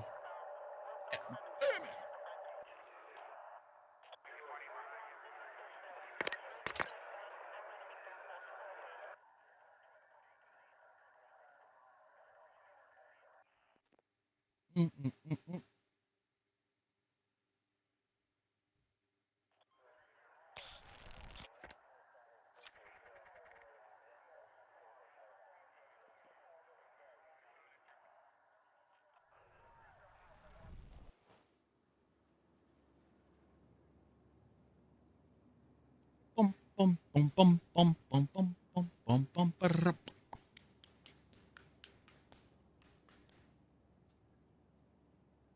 Mr. Worldwide, bing, bang, boom, bang.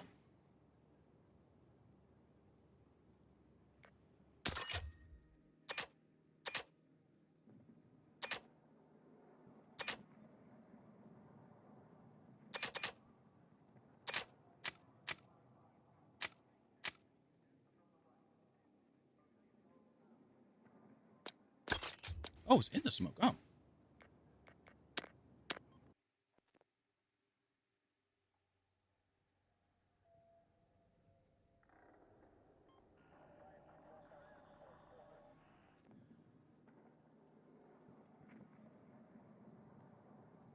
Your body.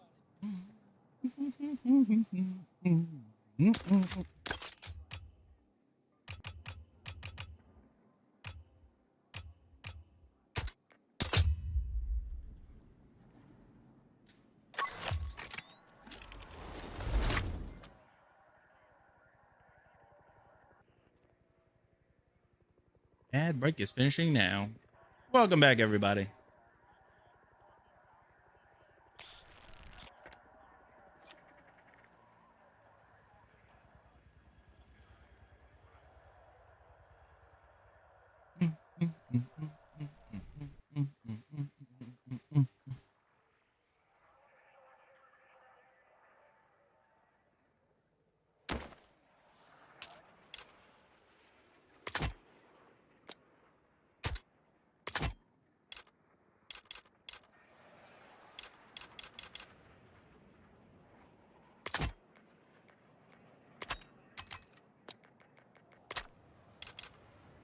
$36 is when I get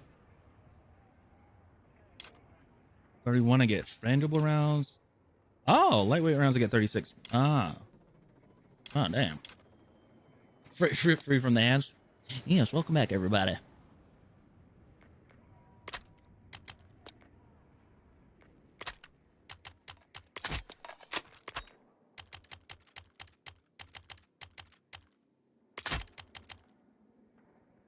Oh.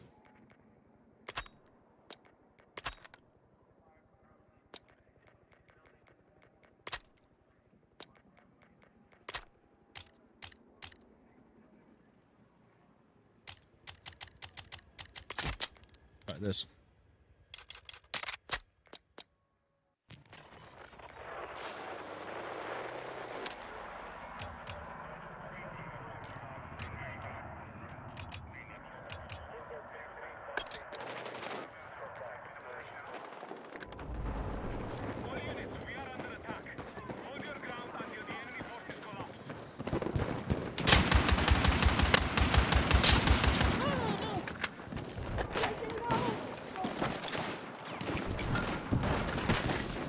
I didn't mean to do that. I fat fingered it.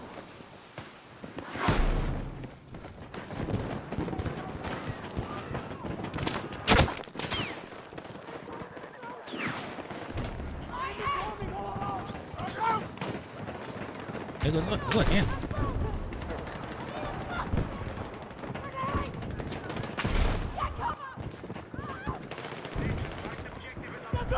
Hey, I can't see none.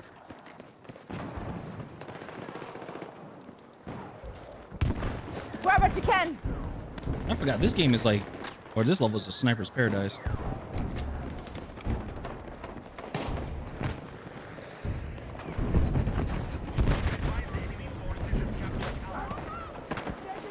City boy! City boy! Oh! Hey, Bravo!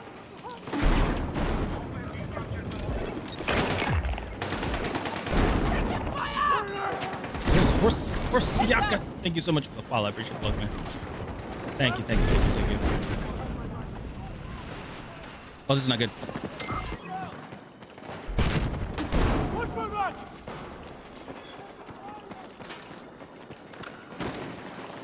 Yeah, there goes go. Yeah. Won a game without shooting or killing anybody.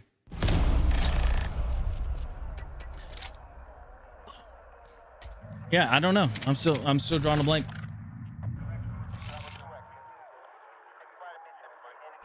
$13 years.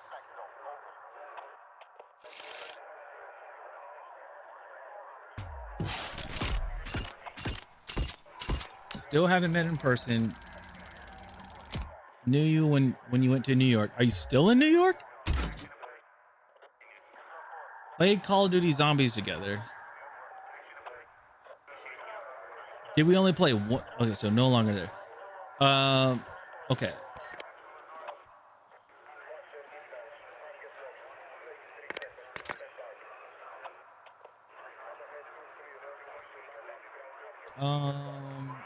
Play COD Zombies together.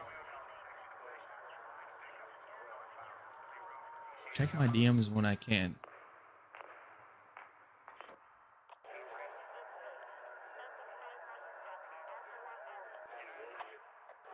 What the f—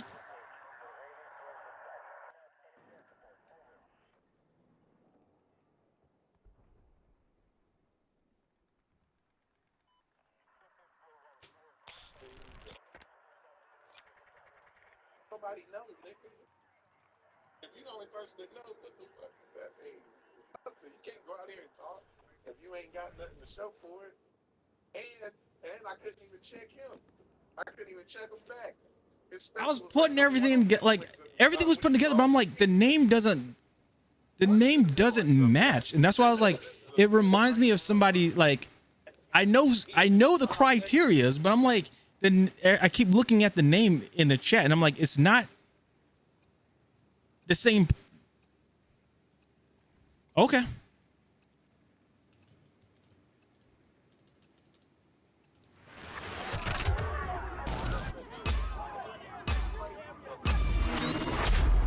I was like,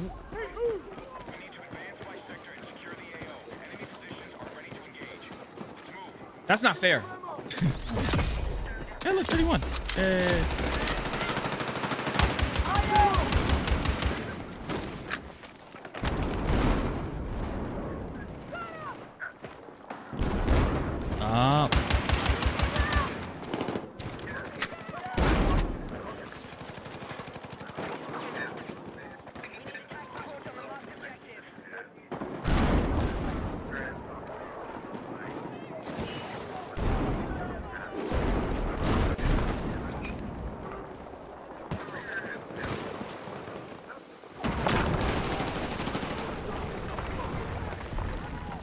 I'm a dumbass for throwing the smoke grenade.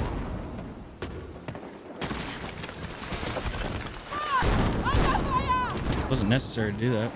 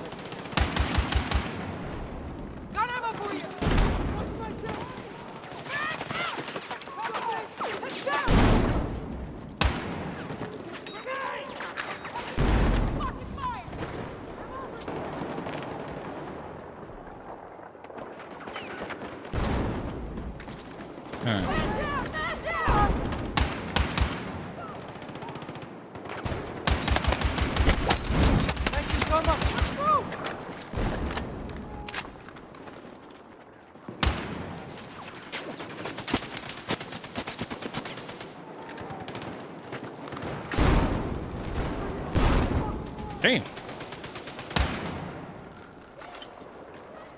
I found an automatic weapon to be a lot easier. I can just easily flank, but I can't.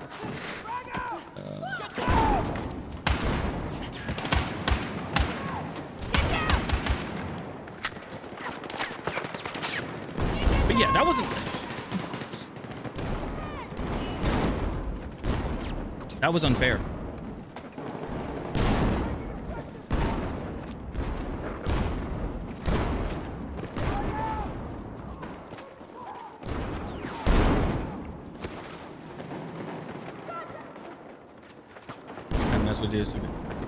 I was like, okay, let me look at the count. I was like, this is blank. This is a blank one.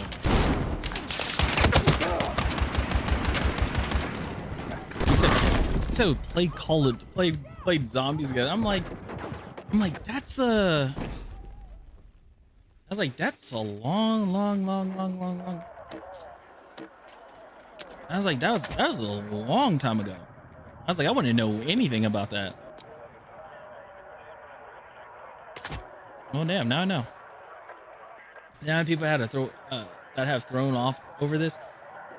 Again, yeah, it's just like then again, like the description is like, okay, I know who that is. I know who that is. Try not to say the name. I was like, I know who this is, but again, the name just threw everything off. I was like, that doesn't look like. It's like it just didn't look right.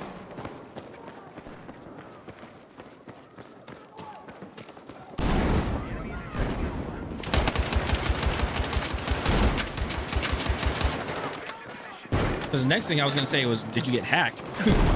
I know I had the other name for so long. But that's the thing that's you though. That's why I was like, what the heck?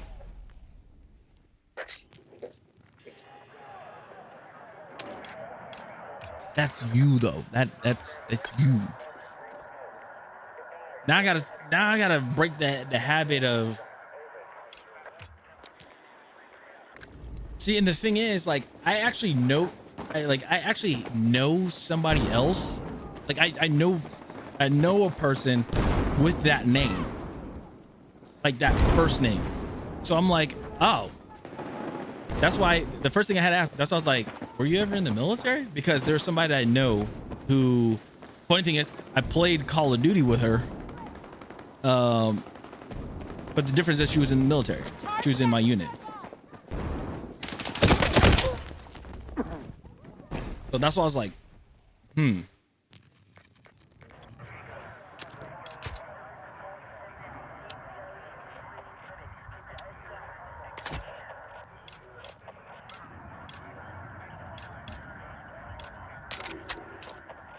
That's interesting though, that you... Yeah, after I'm done streaming and everything, if you ever want to go more in the detail what you told me, yeah, I'm all ears, because that's pretty big. That's pretty big.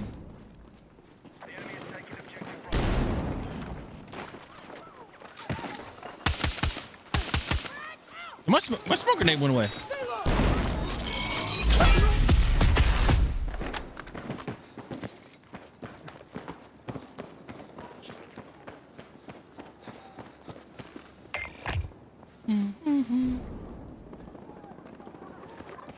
God, I'm 1 in 3.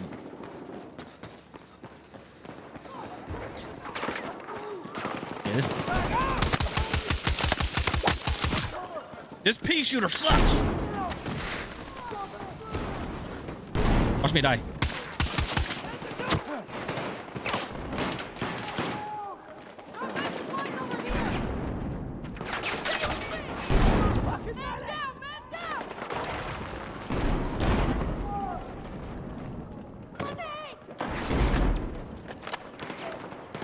Grab what you can! I don't know where that.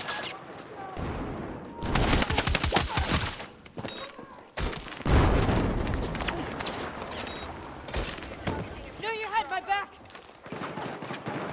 Reloading! Is he up? Hit the dirt!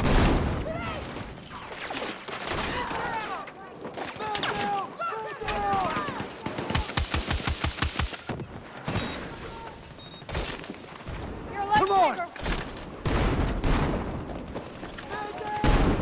What? Okay. I got you! Ow, don't get me. Stop it. I got you! Come on! Take what you can!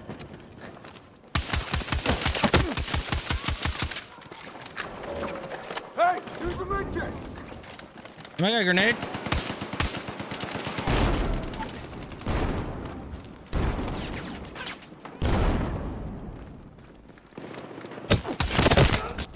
Oh, he's laying on the ground.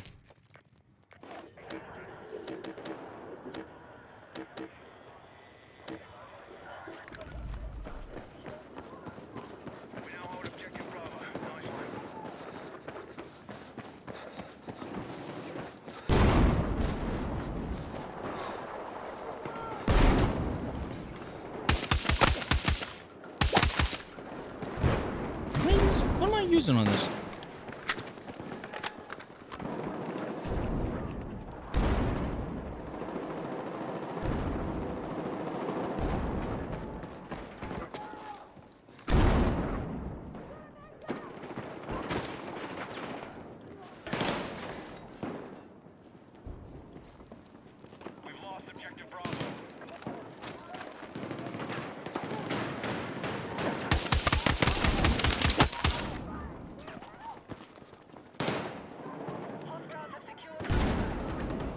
Damn, pea shooter takes the lead.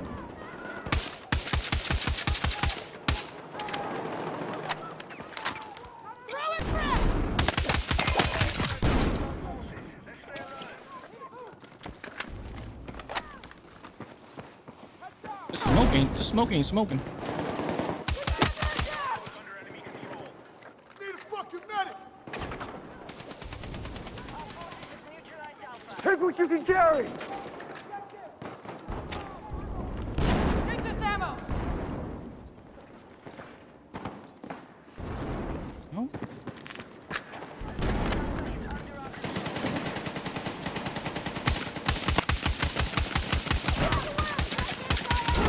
Oh, demon.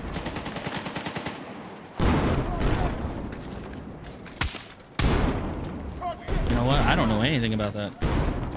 I got space!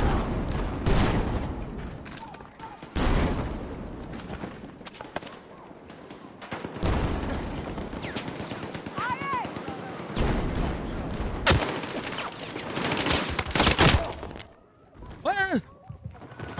Thank you.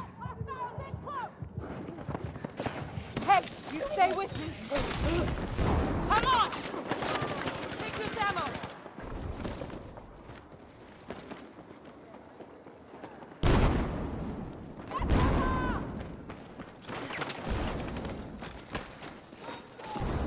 Here's some ammo for you! Drop this ammo! Yeah. Oh.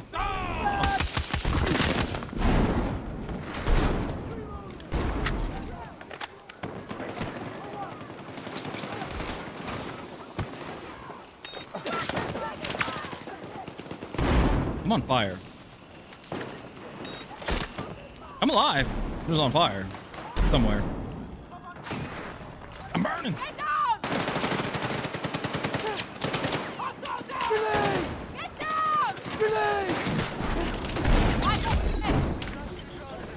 Grab what you can! Take the objective! It wouldn't let me turn to shoot.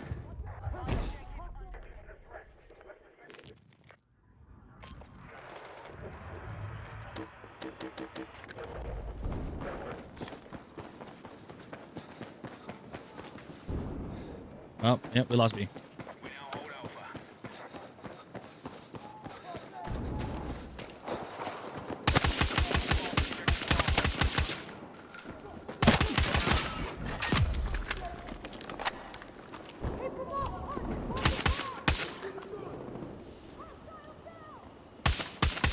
Somebody kill him?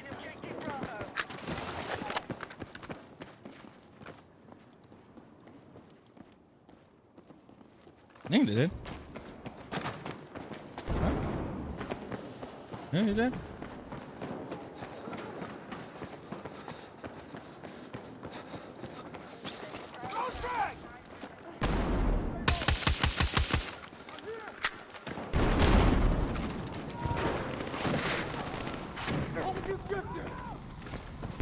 Fire!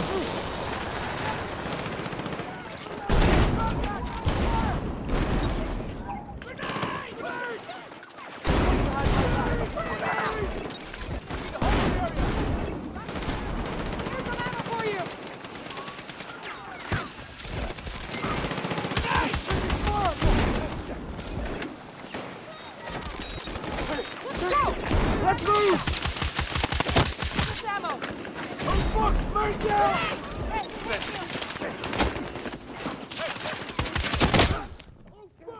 I was stuck in reloading.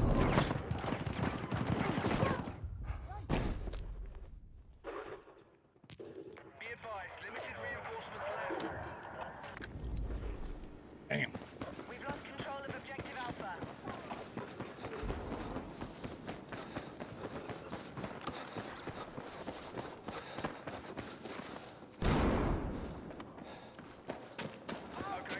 Just saying, you know, you're under fire, right? You think you'd have a little pep in your step when you're reloading. Especially if you're surrounded by a lot of people, you know?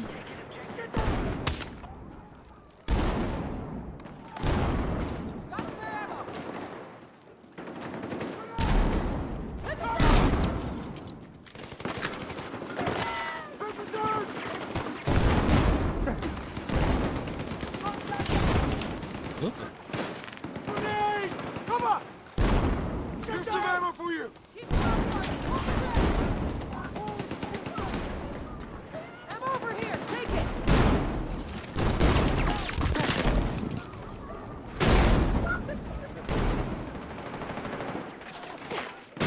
Reloading! Frag out!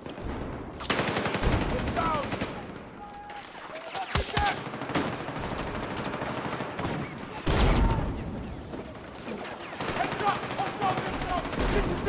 Take the objective! Get down!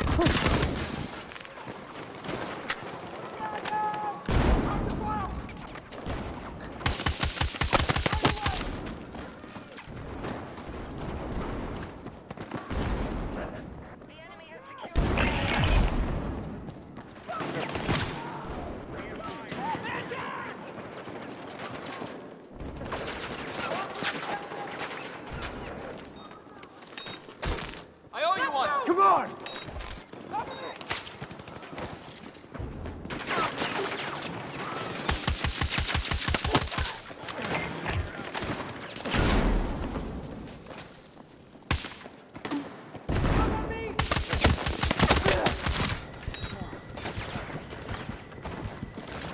Ah.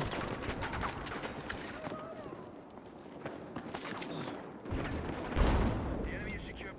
11.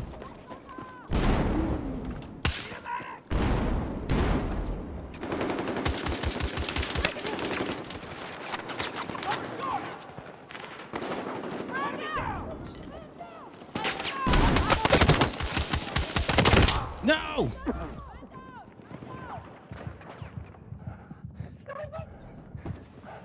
Uh-oh.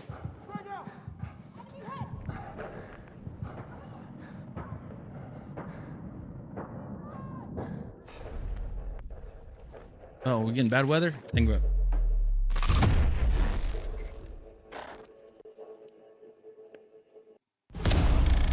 Uh-oh. I think bad weather's coming in. Come on.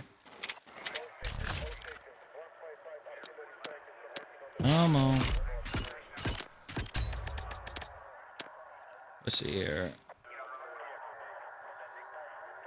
Bro, what you doing, bro? Let's see here. Got the frangible rounds. Nice. And we got... Okay, we're there. I'll tell you one. Hold on.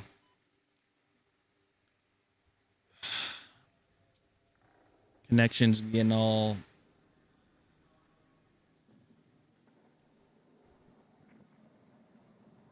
It's just going up and up and up and up. Goodness gracious.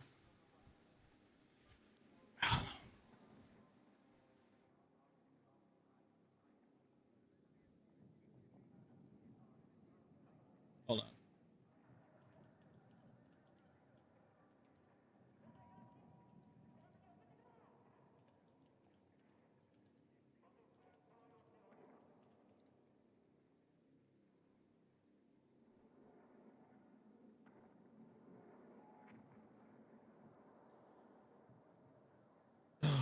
Come on. Come on, come on, come on, come on.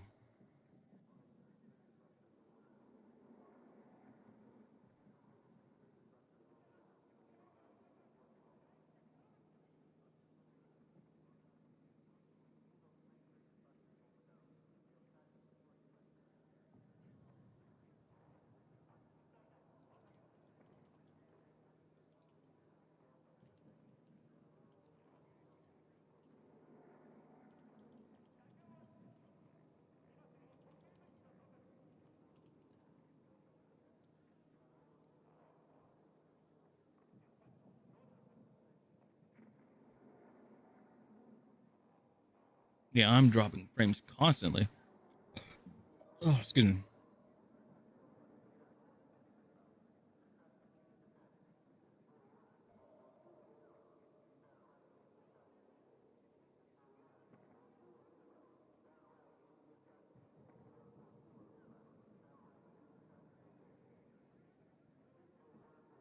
And I don't know why.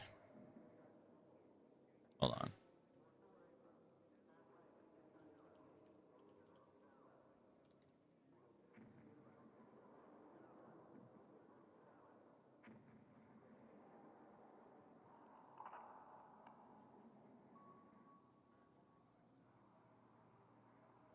See where the upload is.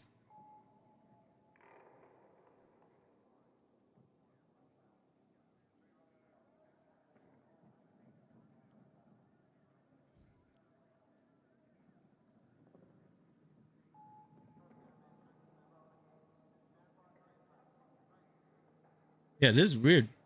So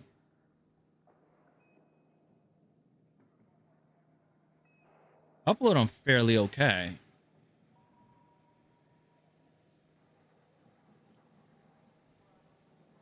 Oh, I think OBS is just being weird. I dropped over, like, in the past 5 minutes, I dropped over 47,000. Oh, no, I dropped over 30,000 frames. And it's still going up. For some reason, it's still going up. Don't know why.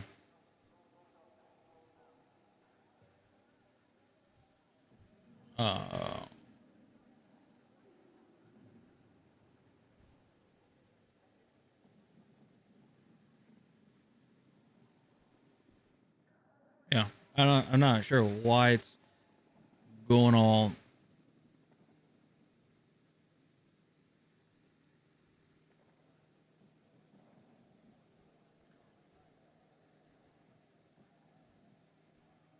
And I can see the yeah, I can see the FPS drop too.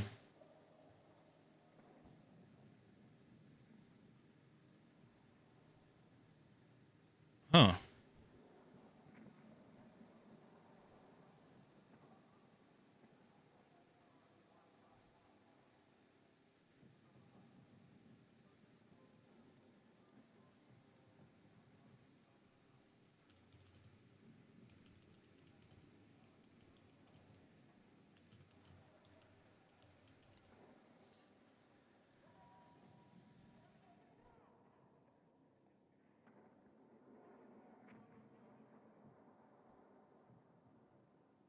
It's thing is it's still going up. I'll try to play one more game. See what happens. But if it doesn't clear up, then I'll have to end it. Which is gonna suck because again, it's just like yeah.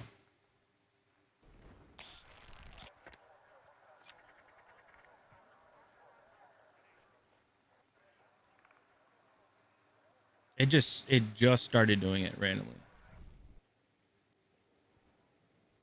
Yep. Now I'm looking at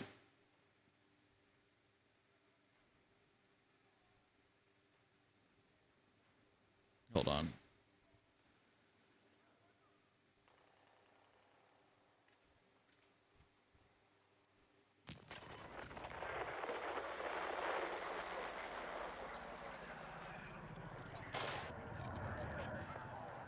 So hold on. Why is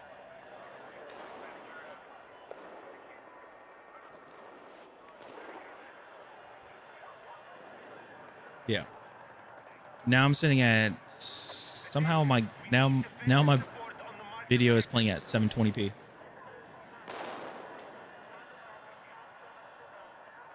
All right, let's see here. Confirming visual on multiple inbound attacks. Protect all sectors.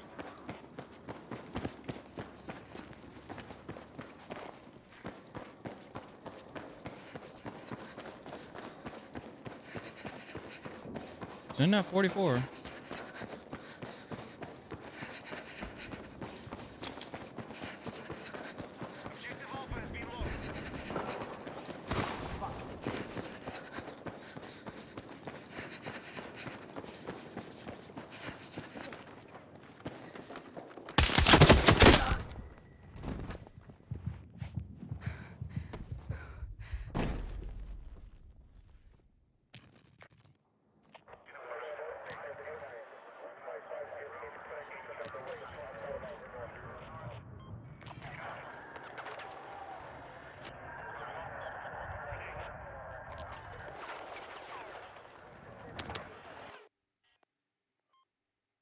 All right, guys.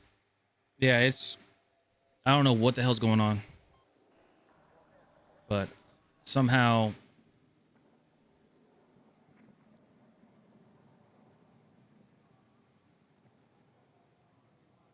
yeah, I don't know I honestly have no idea what's going on.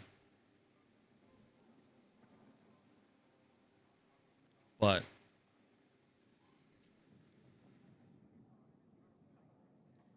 unfortunately, I got to call it there because it's just constant. The drop frames just keep going and going and going and going. I'm not entirely sure. And frames are just going to shit. So, yeah. So I'm gonna call it there. I appreciate you guys. Thank you guys so much for hanging out. Twitch, I'll raid you guys out to somebody. We'll figure this out. So, but yeah, YouTube and Rumble, it's been real. I appreciate you guys. Thank you guys so much. See you guys there. Peace.